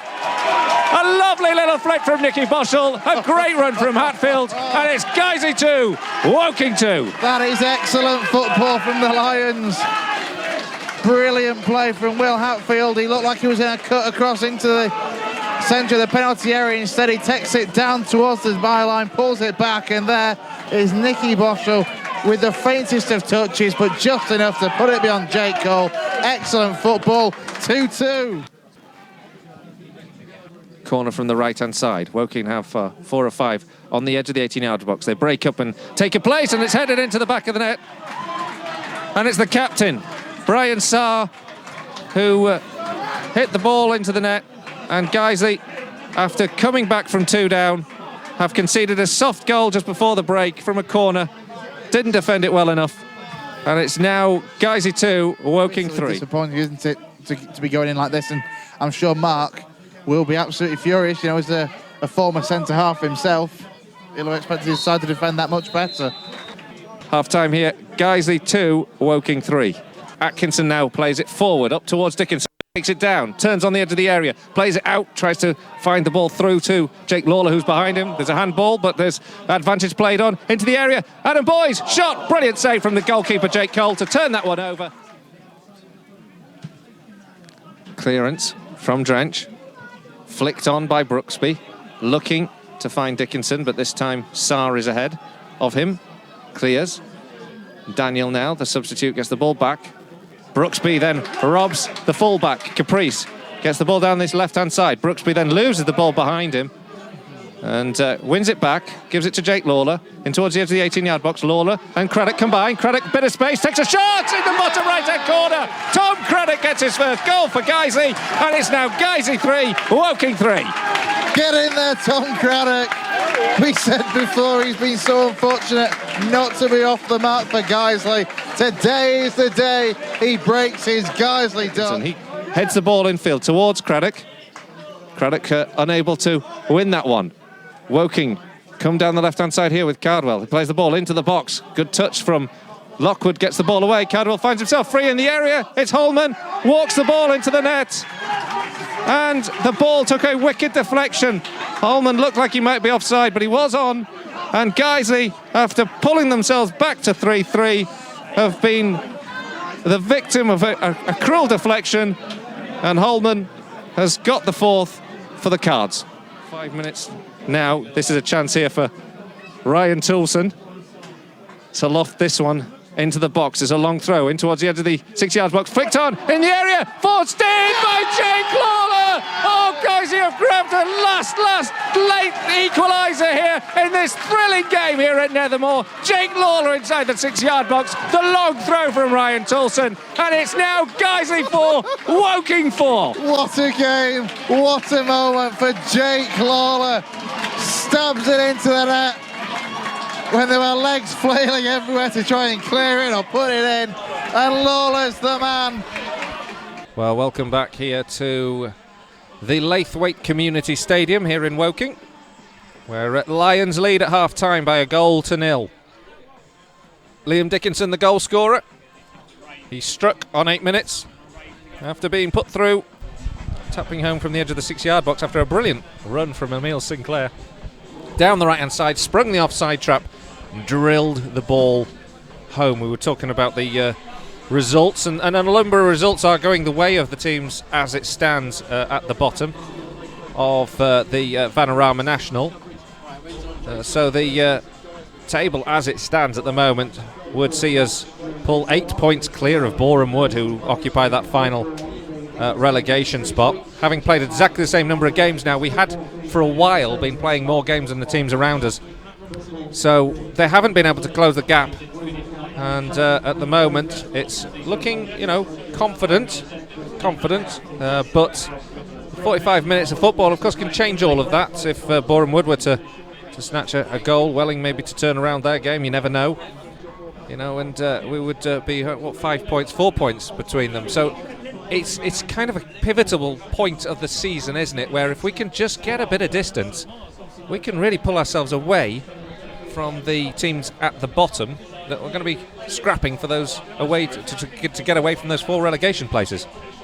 Yeah, definitely. I think if you'd have said to Mark Bauer and the team at the beginning of the season, look, you're a couple of months away from the end of the season and you're clear of the relegation spots, they'd have certainly taken that. And the thing about this division is you do just have to keep grinding out the results, and you'll get your losses, but it's important not to have any consistent runs of losses. And I think that's been the really positive thing about this team. There hasn't been a period of the season where you've thought, Guiseley are going through a really, really poor time of it. They've always sort of picked up the occasional results, and if they can hang on to this, or you would hope maybe improve their lead in this game, it would be a very useful 3 points come the end of the season. Well, it'd be huge, wouldn't it, for us? But of course, Woking have their aspirations of pressing the playoffs. The 2 teams are now out. We're about to get back underway. Woking would drift off. They'd fall back to 9th if it stayed like this, with Braintree and Dover 3 points ahead of them. Eastleigh 50, and Wrexham would leapfrog them.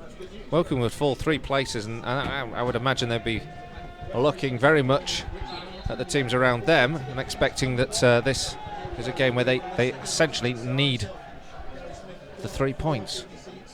Back underway. As he playing a long one forward, it's gone all the way through to Jake Cole. No changes at half-time for either side. Of course, Woking forced into one swap early doors as the ball goes over the top, and Steve Drench sweeps up, plays it upfield to Dickinson, who spins and takes the ball down well, gives it to Hurst. Hurst to Dickinson. The return ball rather finds Dickinson in an offside position. I tell you what, Manuel Neuer, eat your heart out. That was Stephen Drench, lovely chest control, and then a 40-yard pass straight to Liam Dickinson. Fantastic. Not sure he meant it. Nah, that's what we expect from Drenchy.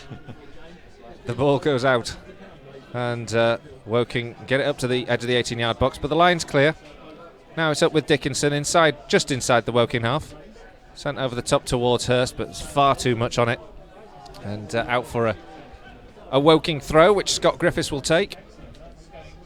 Griffiths, who I think had a tough first 45 minutes, didn't look comfortable up against Hurst and Sinclair, but to be fair, he's grown back into the game.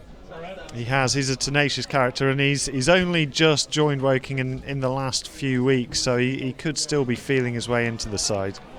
The ball's down this right-hand side now with Norman. Square now from the full-back to Robinson. Robinson curls the ball crossfield, intercepted well by Hurst, but it bounces off the referee and goes all the way back to Robinson, who plays it upfield. And now it's with Norman on the right-hand side, who crosses it into the box. So leaves it into the box. There's a spin and a shot away at goal, but it takes a deflection, and it's going to go behind for a corner unless Daniel can just keep it out, and he does.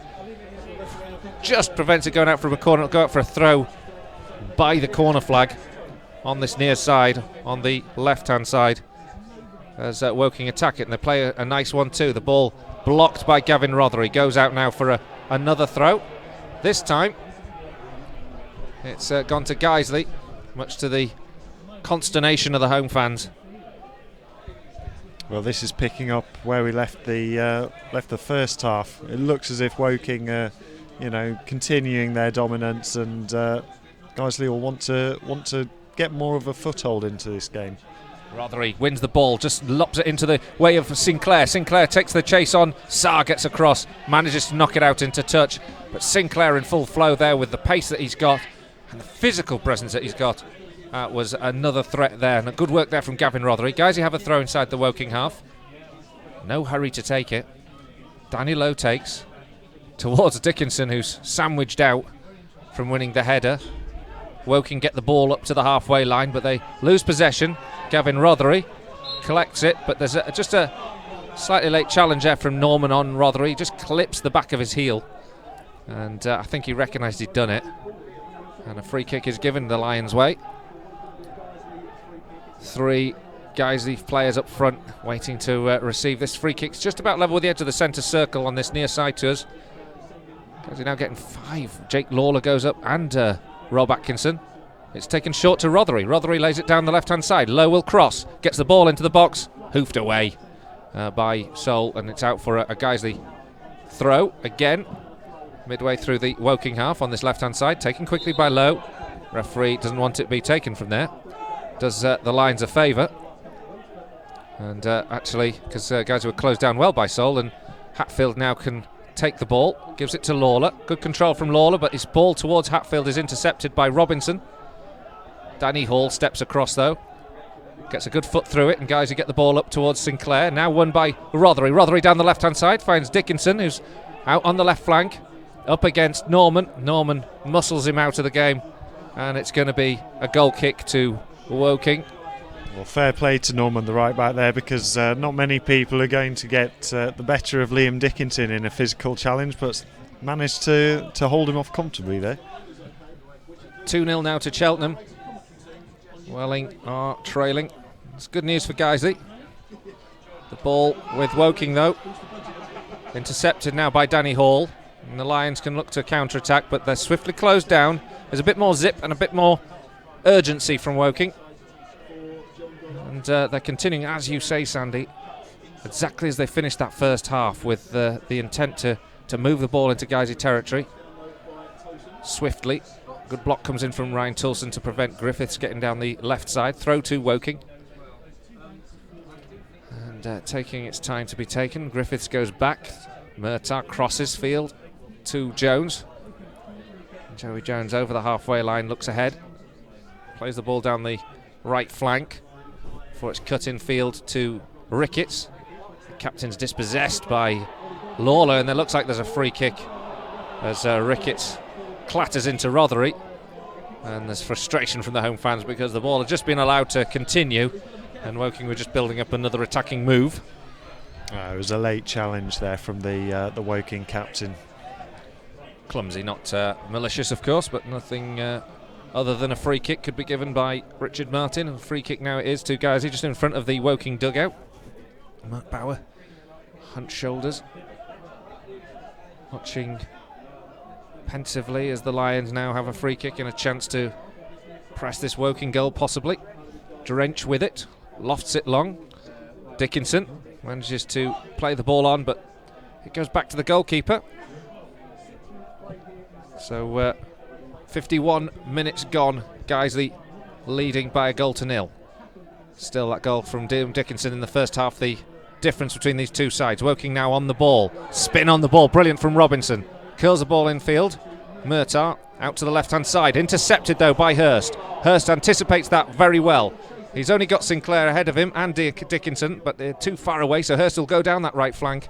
He tries to jockey the run. He's taken a challenge and won the throw for Guiseley. Plays the ball swiftly back to Ryan Toulson. Toulson back to the halfway line. Gives it to Atkinson, who sends it long in the end. Up towards the edge of the D. Nodded back. And in the safe hands of the goalkeeper, Cole. Cole plays it up to the halfway line. Picked up now by Murtagh, whose long ball is intercepted by Danny Lowe. And then very coolly, Danny Hall feigns to clear and then lets the ball go back to Stephen Drench. Drench's clearance is picked up by Norman, and Woking getting the second phase more often in the second half than not. Ricketts now on the ball. Back to Sarr. Sarr lays it out to Griffiths. Now on the halfway line, Woking getting bodies forward, ready to receive the pass, but Danny Hall manages to clear. It's nodded on by Sarr, picked up by Griffiths on this left-hand side. Tackle comes in there from Toulson, but still Griffiths kicks the ball and he moves forward until his touch lets him down, and Ryan Toulson intercepts, plays it up to the halfway line. Liam Dickinson, little touch on the ball to the left flank, finds Danny Lowe. Danny Lowe down the left-hand side. Emile Sinclair turns on the pace and gets away from Sarr, but he's going away from goal, and in the end can't keep the ball in play, and it's out for a Woking throw in right-back position. Well, I think we've seen a lot less from James Hurst since that good opening spell in this game for Guiseley, and it looks as if he's just being marked out of the game. Kieran Murtagh coming back and covering every time he has the ball. Dover 4, Gateshead 0, and it's now Peterborough 0, Bradford 2. local league games, and Norman's down for a moment as a free kick is given against Liam Dickinson.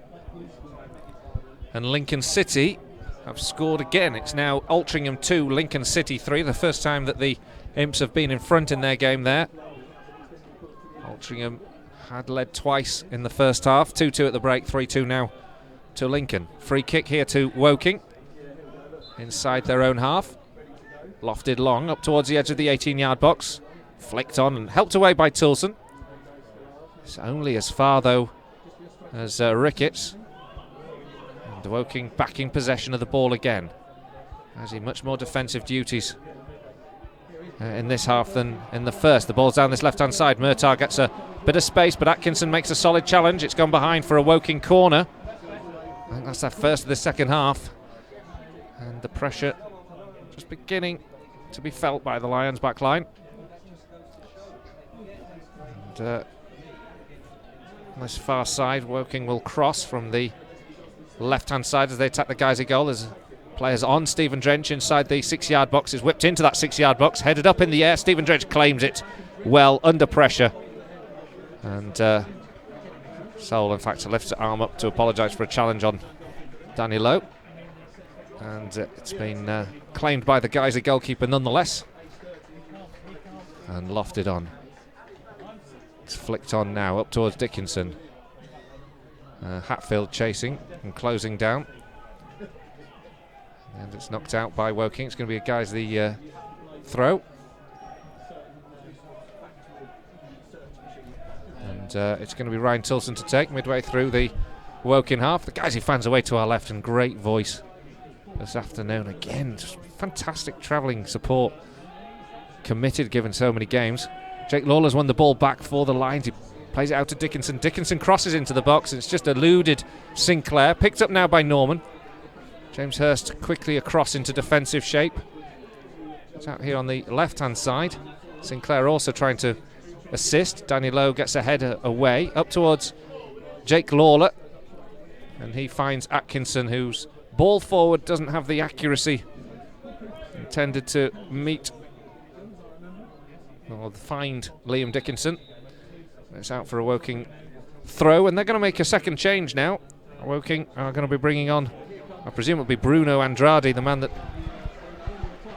you don't particularly want to see coming off the bench, do you, when you're holding on to a slender one-goal lead? But Bruno Andrade is coming on, and he's going to replace Kieran Murtagh.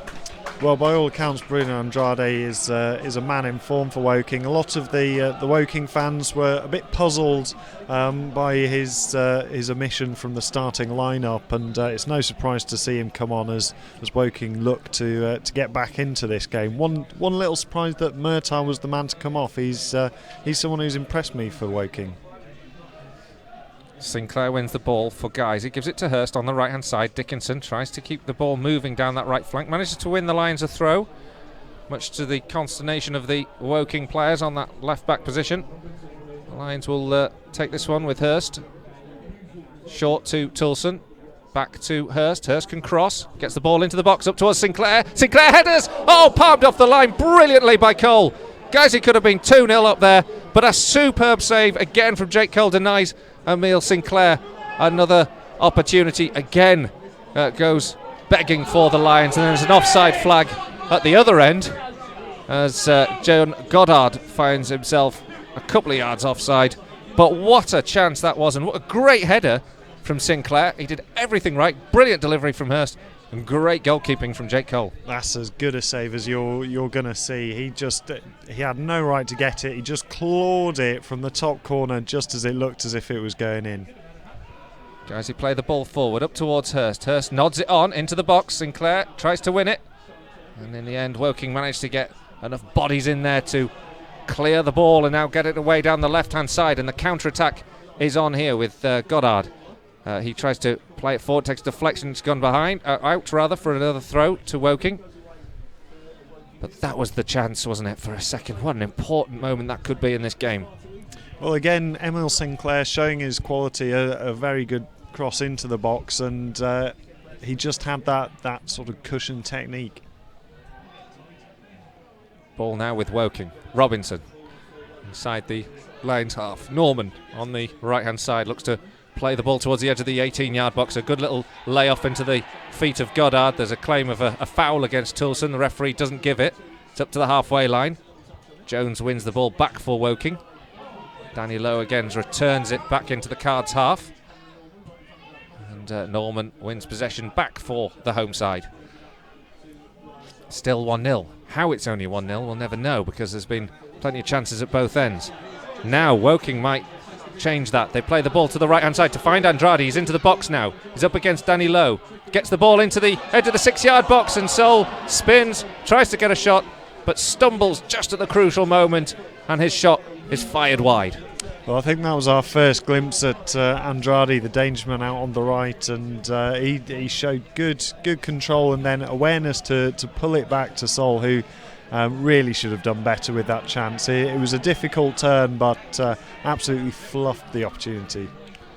And we're just hearing from Mike Tiller. He's just tweeted to say that Eastleigh fans are at the game supporting Guiseley as their game was postponed. It's fantastic. Take whatever support we can get. Emile Sinclair just picked the ball up actually on this left-hand side. A ball he should never have been able to reach, but he did. And he's won Guiseley a throw-in. Good to hear from Mike. Hope he's doing well. Hope you're doing well, Mike. Good to hear you tuning in. Southport 1, Braintree 1 now. Big goal there in that game. Southport getting an equaliser. Braintree, of course, doing well, pressing for those playoff places, which they could get into with the games in hand that they've got. Throw is taken. Emile Sinclair is dispossessed. The ball away. Oh, poor clearance from Danny Hall. He knows he's fluffed his lines completely. You can see the funny side, but he couldn't have got that more wrong. Did that right in front of Mark Bauer as well, and I'm not sure the manager saw the funny side of that, as Guiseley now have to set themselves back into defensive shape. The hour mark gone, and Guiseley still leading. Woking, not this one back in. Jones in towards the edge of the 18-yard box. Another flag goes up this time. It's a Guiseley free kick, an offside decision.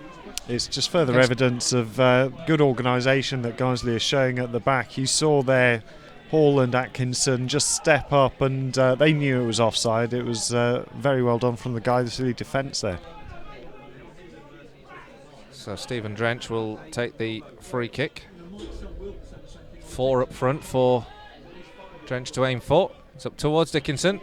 Doesn't get there. It's nodded on by Hatfield though, and back towards Dickinson, who takes it down well with his feet. This time he plays it down the left-hand side. Claims it takes a deflection, but in the end it's almost like a rugby clearance. He's made the yards up, and Guiseley can press Woking, but they're inside their own half, just up from the corner flag. In the right back position. Long throw, and it's flicked on well by Quigley. Chase on for Sol. Good anticipation from Atkinson, who floats the ball back in towards Sinclair. His flick on. Dickinson, he's in a goal. He's onside. He's got now Sar to beat. Plays it across to the left-hand side. Hurst drills it. Blocked brilliantly by Griffiths. Guiseley might have had the second then. Good anticipations from Dickinson. Laid the ball across the 6-yard box. Didn't look like Hurst was going to get it. He did. But Griffiths lunged at it and got the all-important block in for Woking. And it's still 1-0. And now Guiseley are on the defensive. Goddard's picked the ball up on the edge of the 18-yard box. Into the box. Blocked by Danny Lowe. Picked up now by Norman. Up against Rothery. Norman plays it through the legs of Rothery. Gives it here to Andrade. Andrade down the right-hand flank. Gets the ball into the box. Up towards the back post. Cleared by Hurst. Sinclair with a good touch into Dickinson. Sinclair and Dickinson almost combine brilliantly. They do combine, and then Sinclair will be offside. The referee continues play because Lowe wasn't offside. He allows play to continue. The flag went up, but Lowe was onside. Lowe onto the edge of the area. Dickinson takes the drill shot. Referee got that absolutely spot on, and so did the linesman. And the referee overruled the linesman and was absolutely correct. But the home fans were incandescent with it because they felt the game should have been stopped. Now a loose pass back. Woking come through. Stephen Drench is out. Claims for a penalty from the home crowd. Woking still on the ball on the left-hand side. It's all action here. And they have it on the angle of the penalty area. They've got a chance here for Robinson. It's laid back here into the feet now of Jones. Now it's into the feet of Norman on the right-hand side. And trying to go past Rothery. Norman plays the ball across to the back post towards Quigley. Quigley will keep this one in touch on the left-hand side. Still got 2 to aim for in the box as Guiseley now all back into the own half and all back into defensive shape. This one into the edge of the area now. A drilled shot just goes over the upright. Goddard it was, and he just blasted that one, and in the end it's behind for a goal kick, and it'll be another change this time for Woking, and it's going to be Jake Caprice coming on. A chance to get our breaths back there. It was all happening. I think Liam Dickinson and James Hurst combining a minute or so ago for that opportunity for Guiseley. I thought that Dickinson might take the chance on himself, but was unselfishly squared it to Hurst. Well, unusually, I'm surprised actually. Nicky Boschel's the man who's going to be chosen to be Guiseley's first substitute. Not quite sure who's coming off, so that's something we'll see. It's actually Liam Dickinson who's going to make way, and it's a change there for Guiseley that we'll just try and work out. A couple of other goals to tell you about. Altrincham have equalised 3-3 against Lincoln City. Bradford City are leading now 3-0 against Peterborough. Liam Dickinson off. He's had a tremendous game, hasn't he, today? Liam Dickinson, who scored the goal, the only goal of the game so far, on 64 minutes, and Nicky Boschel goes up to join Emile Sinclair. And I think that will signal a formation change. I suspect this is going to be a 4-2-3-1 now. Maybe guys are just holding on to what we've got. Now Toulson into the feet of Sinclair. On the right-hand side now, Emile Sinclair cuts in field. He's tackled. And the ball is won back by Woking as they get the ball into the Lions' half. Now on this left-hand side as they attack. The ball in field here finds Ricketts. Ricketts plays it out towards Caprice. His first touch of the ball.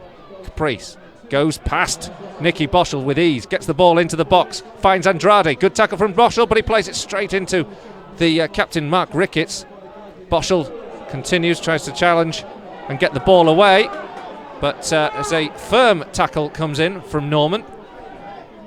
He claims the throw, but Guiseley have it inside their own half. Still 1-0 to the Lions, 25 minutes to go.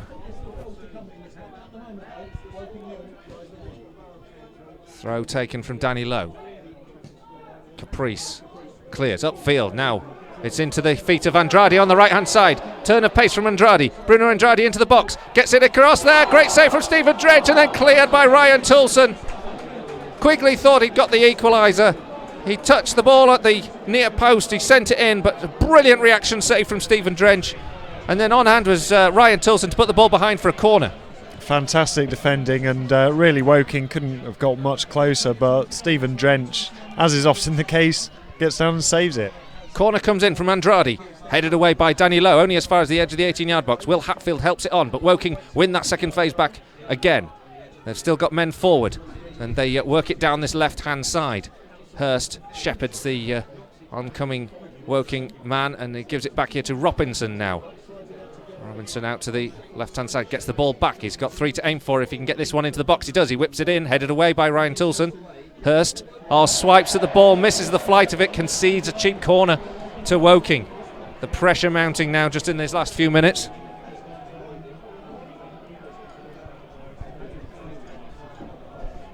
"67 minutes gone.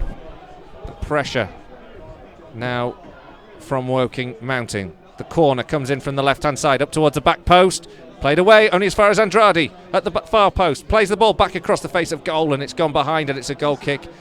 Breathe a sigh of relief, and Guiseley can just reorganise, just reshape themselves, and get themselves a moment or two. Well, we've seen from the Woking substitutes, Caprice and Andrade, they've really injected some pace and energy into Woking and their attacking movements. Just when it looked as if Guiseley were beginning to get more possession and carve out a few chances, Woking seemed to be pinning the Lions back there. Goal kick then. Stephen Drench takes it, lofts a good ball up towards Sinclair, just over him. Boschel battling to try and win it from Norman. Good clearance from the Woking defender. Plays it up towards Sol, and then there's a free kick given against Danny Hall. Oh my goodness, I cannot believe it's just given that. It's a battle for the two of them to win the ball, and Sol has managed to earn Woking a free kick right on the edge of the 18-yard box. I'm not sure what happened there. The linesman was flagging furiously, but as far as I could see, they were both going for the same ball, and there wasn't actually any sort of I just don't know. There was no coming together. Well, I think that Mark Bow will have plenty to say about that if this results in a goal. It is a free kick to Woking now. A three-man wall. Well, it builds up. There's just a foot outside of the 18-yard box. Sol stands over. There's a player right in front of Stephen Drench on the goal line. I think it's Norman. And there's a big shout-out for something as the referee is going to have a word with Stephen Drench, because Norman was just in there in front of him. And referee just has a word to calm themselves down. Don't know what quite Norman was expected to do, but he stood right in front of Stephen Drench as he was organising his wall. Eventually we get this one underway. The free kick is taken, floated in towards the edge of the 6-yard box, flicked on. Norman's header wasn't good enough in the end, and it's gone behind for a goal kick. Yeah, I didn't see what happened there. It looked as if Norman was just sort of bouncing around in front of Stephen Drench, just putting him off. He would, of course, have been offside if the free kick had gone in, but I don't know whether Stephen Drench might have taken a little sly swipe at him, because the fans behind that goal were adamant that he'd done something wrong there. There's a second substitution going to happen for the Lions. It's going to be Danny Boschel who comes on. Guiseley, meanwhile, get the ball back into the Woking half. Sinclair chasing this one down. Goalkeeper Cole puts his foot through it, lofts it clear. Quigley nods down on the halfway line as Woking win possession back. A little dribble and a run here from Goddard, who's making great headway down that left flank. Brilliant skills. Gets the ball infield here to Quigley. Quigley across to Sol. Good block comes in from Danny Hall, who gets the ball away up towards the halfway line where Emile Sinclair challenges. The ball laid back here, and it's with Caprice now just over the halfway line. He looks ahead. Caprice has only two ahead of him, plays it towards Andrade. Actually, they get the lines mixed up, and guys who get a free throw in there. Caprice and Andrade will be furious with themselves that they've managed to lose the ball there. And Danny Boschel is going to come on, and it's going to be Gavin Rothery who makes way. So Danny Boschel replaces Gavin Rothery. Let's try and work this one out, because that's again suggests we're going to change shape a little bit. Danny Boschel coming on. I presume Nicky Boschel now takes over at left midfield. Will Hatfield comes into, on the left-hand side. Will Hatfield into the hole. We'll wait and see how it lines up. The ball's cleared anyway, and nodded immediately on by Brian Sarr, forcefully into the Guiseley half. Hatfield blasts the ball into Quigley, and it ricochets back off into the Woking half, but the Cards retain possession and now play it down the right-hand side. It's a ball, long one, aiming for Andrade. Well watched by Denny Lowe, and he allows it to go past him and out for a goal kick. Dave Kendra, please let us have this one, football gods, he says. It doesn't feel like it's necessarily going to be the case, is it? That was an amazing couple of saves there from Jake Cole in this game. He's pulled off some absolute storming saves. He's definitely been, I think, Woking's star man thus far in the game. Giuseppe Sol could have been that star man had he not squandered a few opportunities now. But Stephen Drench has also rescued the Lions, and none more so than the last save he made, which was a fantastic near post save to deny Quigley. The ball bouncing off Andrade. Nicky Boschel chasing, trying to win possession back for Guiseley. And that's brilliant control between Caprice and Andrade, and Woking now beginning to brim with a bit more confidence. The ball played to the left-hand side now as Griffiths gets forward. Ball into the box this time, comfortable for Stephen Drench. Well, there's something you don't see very often. Bruno Andrade completely did Will Hatfield there, who actually face planted onto the pitch there. It's Drench now to clear. Still 1-0 to Guiseley. That goal from Liam Dickinson in the first half, the difference on the scores at the moment, but there's been so many opportunities at both ends. You feel that there's still another goal in this game at least. And Woking, you have to say, probably the team you fancy will get it, because their pressure is more intense at the moment. Guiseley digging deep now. Caprice, ball into the box, takes a deflection off Nicky Boschel, goes behind for a corner. 4-0 now to Bradford City in their game against Peterborough. Well, Peterborough will be tired after their exploits on Wednesday, won't they? Yeah, of course. Corner now to Woking. 17 minutes to go. Cards now pressing everything to try and get this equaliser. The ball into the box, headed away by Atkinson. It's going to be returned to Andrade, the corner kick taker.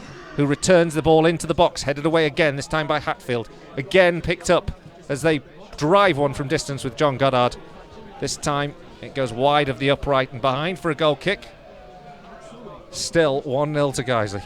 Oh, is it full time yet? A little while to go. I would just wonder if that was possibly a sign of frustration from Goddard there, whereas Woking have been very composed in this second half and tried to work it into the box.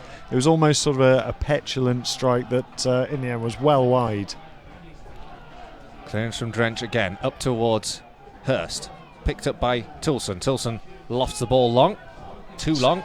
Shot on target, is it? No, almost goes back to Cole, who claims it. Now Danny Hall and Seppi Soul are battling it out, and it's Quigley and Hall have stood up, faced off each other. Referee's given the free kick Woking's way. Hall isn't happy about it.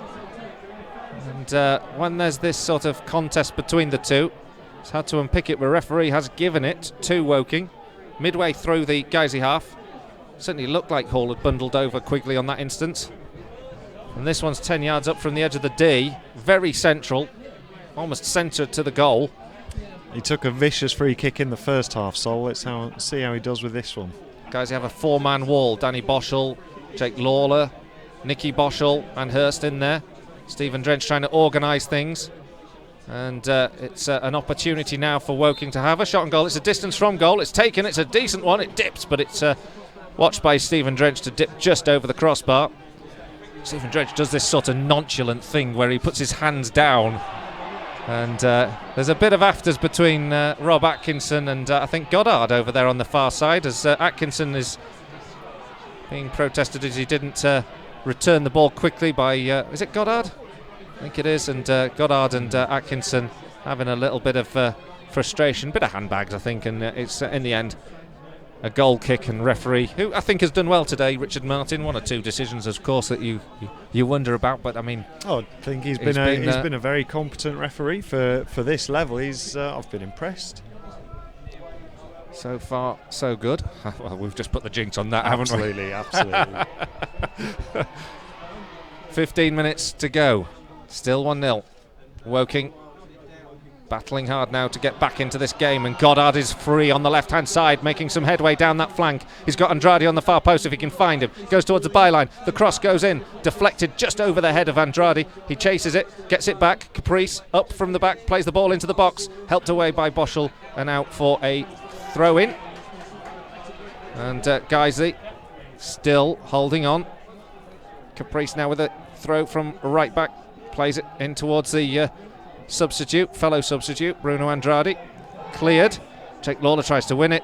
It's knocked out of touch, and it'll be a Guiseley throw inside their own half. Frustration mounting, isn't it, around the ground? Absolutely. It's at this point that you do sort of wish that we'd taken one of our earlier opportunities, because it's with only one goal in it, Woking are throwing everything they've got at the Lions. Well, the attendance announced today, 1,182. They've had bigger attendances recent weeks, Woking, but they'll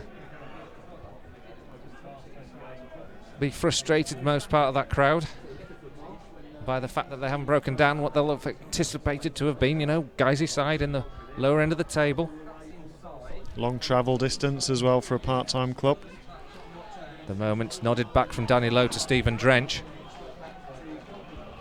So far, script going Guiseley's way, but as we've known only too often this season, late goals can be a problem. Emile Sinclair goes to win the ball inside the Woking half, a place where the ball hasn't been all that often. And it's chipped forward by Hurst, helped away, back into Guiseley's territory. Danny Lowe nods the ball up in the air. Jake Lawler's going to have to try and win that one. He does. Free kick is given to Guiseley, and I think that's quite right actually. Jake Lawler was in the best position, and Sol just tripped pushed him over, and a free kick to Guiseley. Something on the field there. And the problem is, of course, that we're not particularly recovering the ball, so that's causing home fans more frustration, isn't it? But we've got to do whatever we can now, scrapping at the bottom. We need to get 3 points here. As much as Woking need to get the 3 points to press for their playoff hopes. Hurst on the right-hand side, up against Griffiths. Hurst being shepherded well by Griffiths, but wins Guiseley the corner. Very well done from Hurst. You could see that he was looking to get that opportunity to just play it against Griffiths, and also ate up a bit of time in the process as well. Nicky Boschel comes as if he's going to take this one short. James Hurst now steps away. You'd expect him to be in the box to use his aerial presence as well. Boschel swings this one in, swinger, claimed by the goalkeeper inside the 6-yard box, far too close to the goalkeeper in the end, and he can start a counter-attack here. Swiftly rolled out by Cole into the feet here of Robinson. Robinson plays it in field towards Andrade. Andrade goes forward, goes to ground. Referee keeps his... you could see he was looking for that. Keeps his... waves away the appeals for the free kick. It's strange for Andrade to have gone down, but I do think you're right. I think he was looking for it, and the referee has absolutely no interest, has he, in the decision. Quick to shake his head and be clear that he wasn't going to give a free kick. So should be a booking for Andrade, surely. Meanwhile, played out of play by Jake Lawler as Woking still press. Caprice now plays the ball down the right-hand side towards Quigley. The ball back here. Caprice now has the chance to cross from the right. He does, into the box, just over Stephen Drench's crossbar. It was one of those awkward cross-come-shot type of balls that Stephen Drench watched, and it landed on the top of the goal and goes behind for a goal kick. And keep looking for updates to the scores. We haven't had any come through, so let's just have a look to see if there's... Quite lively in the first half. Those goals flying around everywhere. Well, Dover still 4-0 up. Kidderminster still 3-0 up. There are no more goals to report. Actually, I'd be quite happy if that stayed the same here. Absolutely. As it is, it's 1-0 to Guiseley, but Woking have grown a lot more into this game. Sinclair now has the ball for the Lions, plays it down the right-hand side. Hurst stretches to keep it in. It's cleared. Nicky Boschel wins the ball back with a thundering challenge on Saar. Fair play to Saar, he just gets up and gets back on with it. And Guiseley win the ball back then, and Hatfield is challenged. And the referee, I think, was going to give a free kick. No, he isn't. Nope. Play continues. It's been a physical game from both sides, really battling and trying to impose themselves on the game. Well, Hatfield has been one of those who's been doing that. That's not like him, is it? He's been doing that to great effect, hasn't he, as well? 9 minutes to go. Throw into Guiseley. There's nerves building up with this commentary box. I tell you what, if there's not on the pitch, there is down here. This could be a big 3 points for us. Oh, you're jinxing it more and more with everything. I know. I'll just shut up now. People listening will be quite glad if I did, I'm sure. Balls with Andrade. He's spun inside. He's reading a challenge from Will Hatfield, who went for a clumsy one. And it's into Caprice. Caprice into the box. At the back post. Oh missed by Goddard. You'd have thought he was going to plant that one into the back of the net, but it sort of bounced with a divot. Norman comes across to speak to the referee, and I think Will Hatfield's going to go in the book here for his challenge. He missed Andrade, and it was a clumsy late challenge from Will Hatfield. I'll tell you what, there were a couple of fairly desperate lunges from firstly from Hatfield, and then possibly Danny Lowe in the left back position. It was hairy stuff there for Guiseley. Andrade did well to ride the challenge, but now Woking have the corner from the left hand side. It's whipped in towards the back post. Up goes Saar, helped away. Boschel keeps the ball moving, but still Woking win the second phase back into the box, in towards the penalty spot, headed away by Atkinson, only as far as Norman, on the edge of the 18-yard box, tackled by Hurst, picked up again, this time by Andrade, on the angle of the penalty area, crosses in towards Saar, helped away by Jake Lawler. It'll go only as far as Andrade once again. Andrade spins past Hurst. Andrade with a little bit of skill tries to lay the ball into Griffiths, but Danny Lowe is there.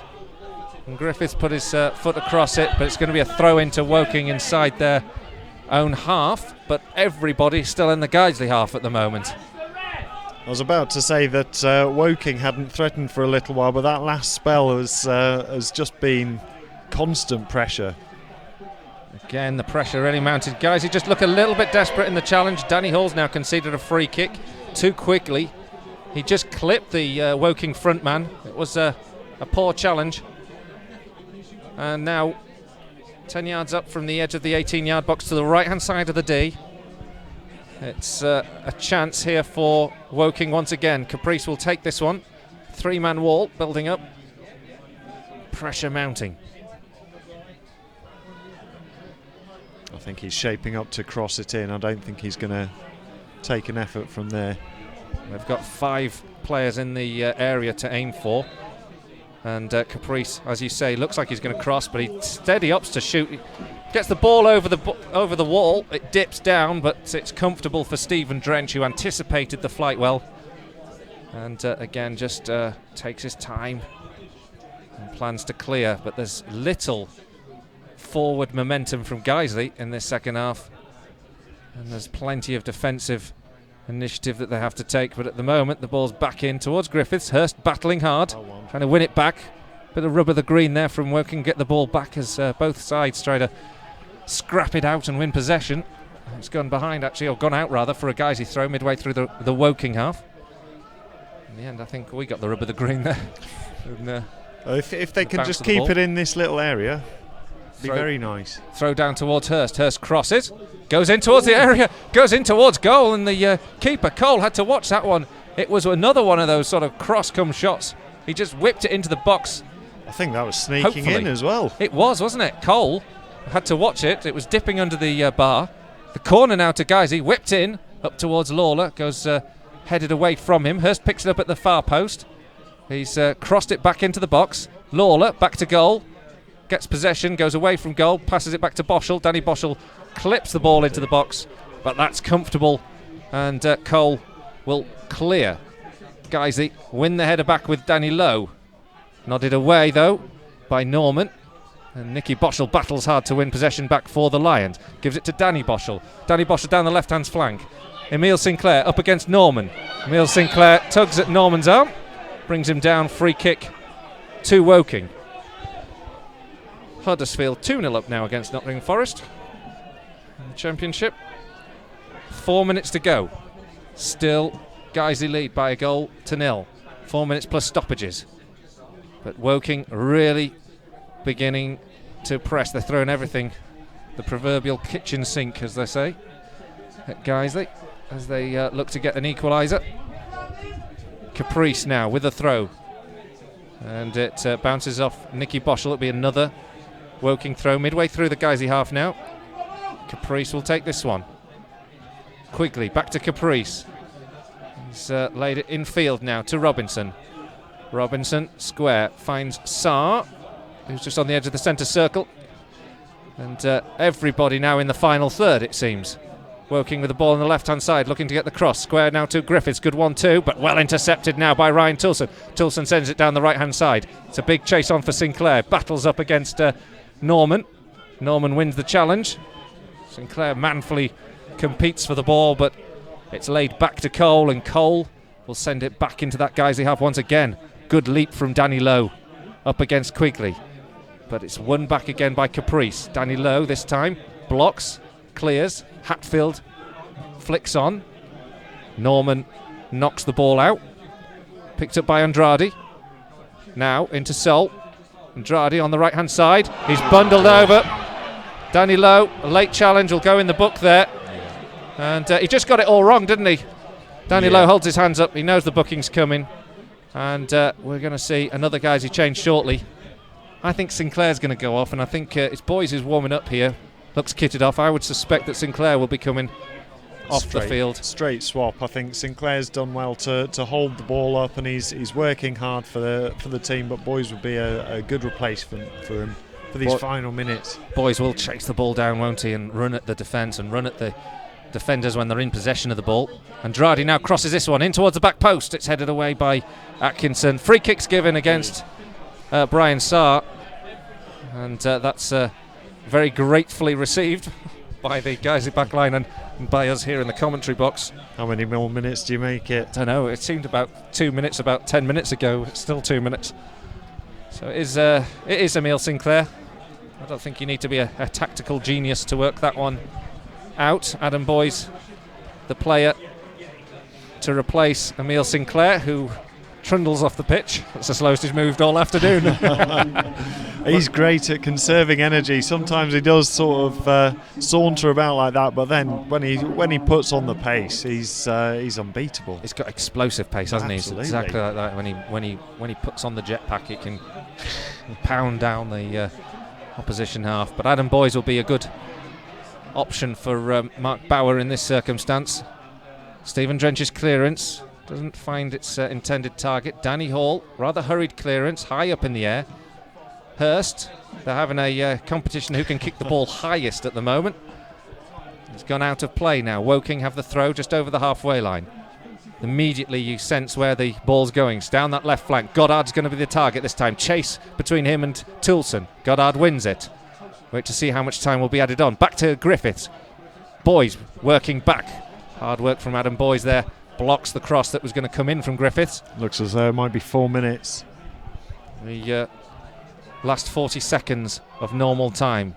Woking pressing everybody forward as they search for this equaliser. Still 1-0 to Guiseley. Still that goal from Liam Dickinson. The difference between the two teams this afternoon. Woking now with a throw. Back level with the centre circle on the left-hand side. Rolled in towards the chest of Sol. Sol takes it back, gives it to Robinson. Robinson finds Griffiths on that left flank. Griffiths crosses into the box. It's up. Danny Hall gets a header away. It's bouncing down and taken down by Hurst, who's under pressure from Griffiths. And Hurst then tries an acrobatic clearance and actually manages to concede a foul or a throw, I'm not quite sure which, in the process, and manages to hurt himself. Oh dear. But I think that's not going to be well received by the home fans. 4 minutes of added time, and Hurst is... looks like it's cramp. No, I think it looks like it's 4 minutes of added time injury, that one to me, but... oh, he's cynic. I've been...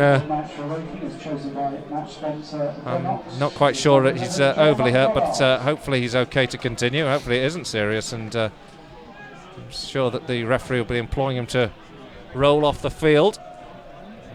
Use up one of the extra 4. I'm sure that'll be added on as well. Dover finished 4-0 against Gateshead, and it's finished Altrincham 3, Lincoln 3. We'll go down all the scores. Hurst made a miraculous recovery. He's up and off the field. Free kick will come in. We're going to do without him for this free kick. It's almost a corner, but it's a few yards up from the flag. Whipped in towards the back post. It's a poor delivery, and it goes all the way over and out for a Guiseley goal kick. Don't mind seeing free kicks like that come in from Woking. That'll do. Yeah, definitely. Last, 2 minutes, 2.5 minutes of stoppage time, plus whatever the referee might add on top of that, because a good minute of that was played out with Hurst lying on the ground. Guisey now with the goal kick. Whenever we're 1-up and it's tentative, it always reminds me of in Euro 2004, I went to watch France versus England, and I turned to the bloke left to me when we were 1-0 up, and I said, at least we'll get a draw out of this game. Oh dear. Trying to be pessimistic. Yeah. Best not to mention that one. Now Woking make the ball down the left-hand side. They've kept it in play. There's a cross coming in. It's blocked. Atkinson heads away. Only as far as Hurst. Hurst can clear. No, it's a thumping challenge in on him, and it's won back by Quigley. Griffiths now. You can see the tempo that Woking are trying to play at as they try to get back into this game at the very end. Clearance from Drench. He sort of shanks the clearance. It's high up in the air. Won back again and nodded on. This time, Drench off his line. Hall urging him off his line. And Drench claims. For those of you who don't remember it, France beat England 2-1 with a very last-minute penalty. Well, I think the saving grace for Guiseley today is that Woking don't have Zinedine Zidane to score 2 goals. Guiseley now picked the ball up inside the Woking half. Picked up by Hurst, takes a drill from distance. It was a wicked drive. It deflected away on the edge of the 18-yard box. Woking back in possession of the ball. Guiseley need to get their shape back. It's cleared. Good interception from Danny Boschel. Great work from the assistant manager. And he plays the ball forward and he's clipped. He'll get Guiseley the free kick. And little smile to the bench. And Guiseley can just use up the seconds here. 1-0 to the good. 3 minutes into the added 4. Free kick that Danny Lowe takes. Be tempted to play it back to Drenchy here. Ball forward towards Nicky Boschel, who's going to take it down to the corner flag. He's got 3 players around him. Wins the throw. Does well there, Nicky Boschel, just to work down the clock. Dave Kendra says, 4th official asks the ref how much added time, ref, and how much to give him what is it? Give him a tension hernia. I think we're getting that one too. It's gone out now. It's a goal kick here. Woking. Left. Chance to put one more effort, one more attacking move together. The ball headed away by Toulson, up to the halfway line, nodded on by Nicky Boschel. Won by Boys. Then into Hatfield. Boys plays it out to the right-hand side. Hurst takes it over. Just keep it. He's just going to try and keep it down that right-hand side. Runs past 2, goes down towards the byline. He can keep this in play. He's got men in the box to aim for. Goes up towards Adam Boys. Boys headers. Superb save from the goalkeeper again. Boys wins the ball back, though, brilliantly for Guiseley. Lays it back here to Danny Lowe. Lowe chips it forward, finds Nicky Boschel. Nicky Boschel on the left-hand side. 2 players around him. He'll go down to the corner flag and try and just work the clock down, take a deflection. Looks like it might have gone out, but it hasn't. And now it's Woking on the counter-attack with Bruno Andrade. Andrade up against Lawler. Referee blows the whistle. An absolutely vital 3 points for Guiseley. A superb result for the Lions against a very, very good Woking side. This is an afternoon that we will remember long this season. That is an absolutely superb performance from Mark Bauer's men up against it in that second half. Really had to dig deep against a Woking side that pressed and threw the ball into the box, and but for a couple of brilliant Stephen Drench saves might have had an equaliser. But then equally, Guiseley, had it not been for the heroics of Jake Cole in the Woking goal, might have had more goals in this game. So it's been an absolutely brilliant afternoon of football and a great result for Guiseley. It's finished here, Woking 0, Guiseley 1. Yeah, I think without the performance of the 2 goalkeepers there, as you mentioned, Cole and Drench, we could easily have had a repeat of the 4-4 draw back earlier in the season. In the last minute or so there, Adam Boys, who he manoeuvred well to create the space for himself to put in the header, and Jake Cole just, not for the first time this afternoon, has pulled off a save that he had no right to make. But I think the most pleasing aspect of this performance from Guiseley is that it's been just a solid team performance. There hasn't been a single weak link that I could think of in the team today. Defensively, they set up very well. They looked comfortable for large periods of the game. There were certain points in the second half where it looked as if Woking were knocking on the door and looked likely to create a chance, but they held firm. They kept in it, and right till the end, Guiseley showed that they were dangerous on the counter, created plenty of opportunities, and thankfully for them today, Liam Dickinson was able to take the one that counted and secure the win. Well, Guiseley fans away to our left, they're enjoying that. The players go across to thank them for their support again, and just to share the moment, because it's been such an important afternoon for us. 3 points that could be really crucial in our campaign to stay in the division. What an important afternoon this could be. Let's just give you all the scores from this afternoon's Vanarama National League. Aldershot 0, Tranmere 0, still playing there, hasn't finished. Altrincham 3, Lincoln City 3, Cheltenham 2, Welling 0, Dover 4, Gateshead 0, Grimsby Town 0, Boreham Wood 0. Big point there for Boreham Wood. And it's Halifax 0, Forest Green 2, Kidderminster 3, Macclesfield 1, Southport 1, Braintree 1, Woking 0, Guiseley 1, and Wrexham 2, Bromley 0. Let's just see what that means to the division. First of all, it's bad news, of course, for Woking at the top of the table. They slipped down to 9th place now. That's 3 points between them and Dover. Woking have played more games than Dover. Tranmere and Grimsby are also in the playoff zone. But what we're really interested in is the bottom of the table. We're at the bottom now is Torquay with 20 points from 29 games. Kidderminster on 23 from 31. Welling now 26 from 31. Boreham Wood 29 from 31. So Halifax 30 from 31. He lost today. Altrincham 33 from 31. Chester are below us now, 35 from 31. Guiseley into 17th place, 37 points from 31 games, with just a point behind Barrow on 38 from 32, and Bromley, who are 38 on 31. Southport 39 from 32. So that is a huge afternoon, a huge result for Guiseley. We hope you've enjoyed it. We said we'd dedicate this to Craig Shearstone. The players certainly seem to put in a performance he'd have absolutely loved. We enjoyed our afternoon. Hope you did too. And we'll see you next Tuesday against Dover. Cheers for listening.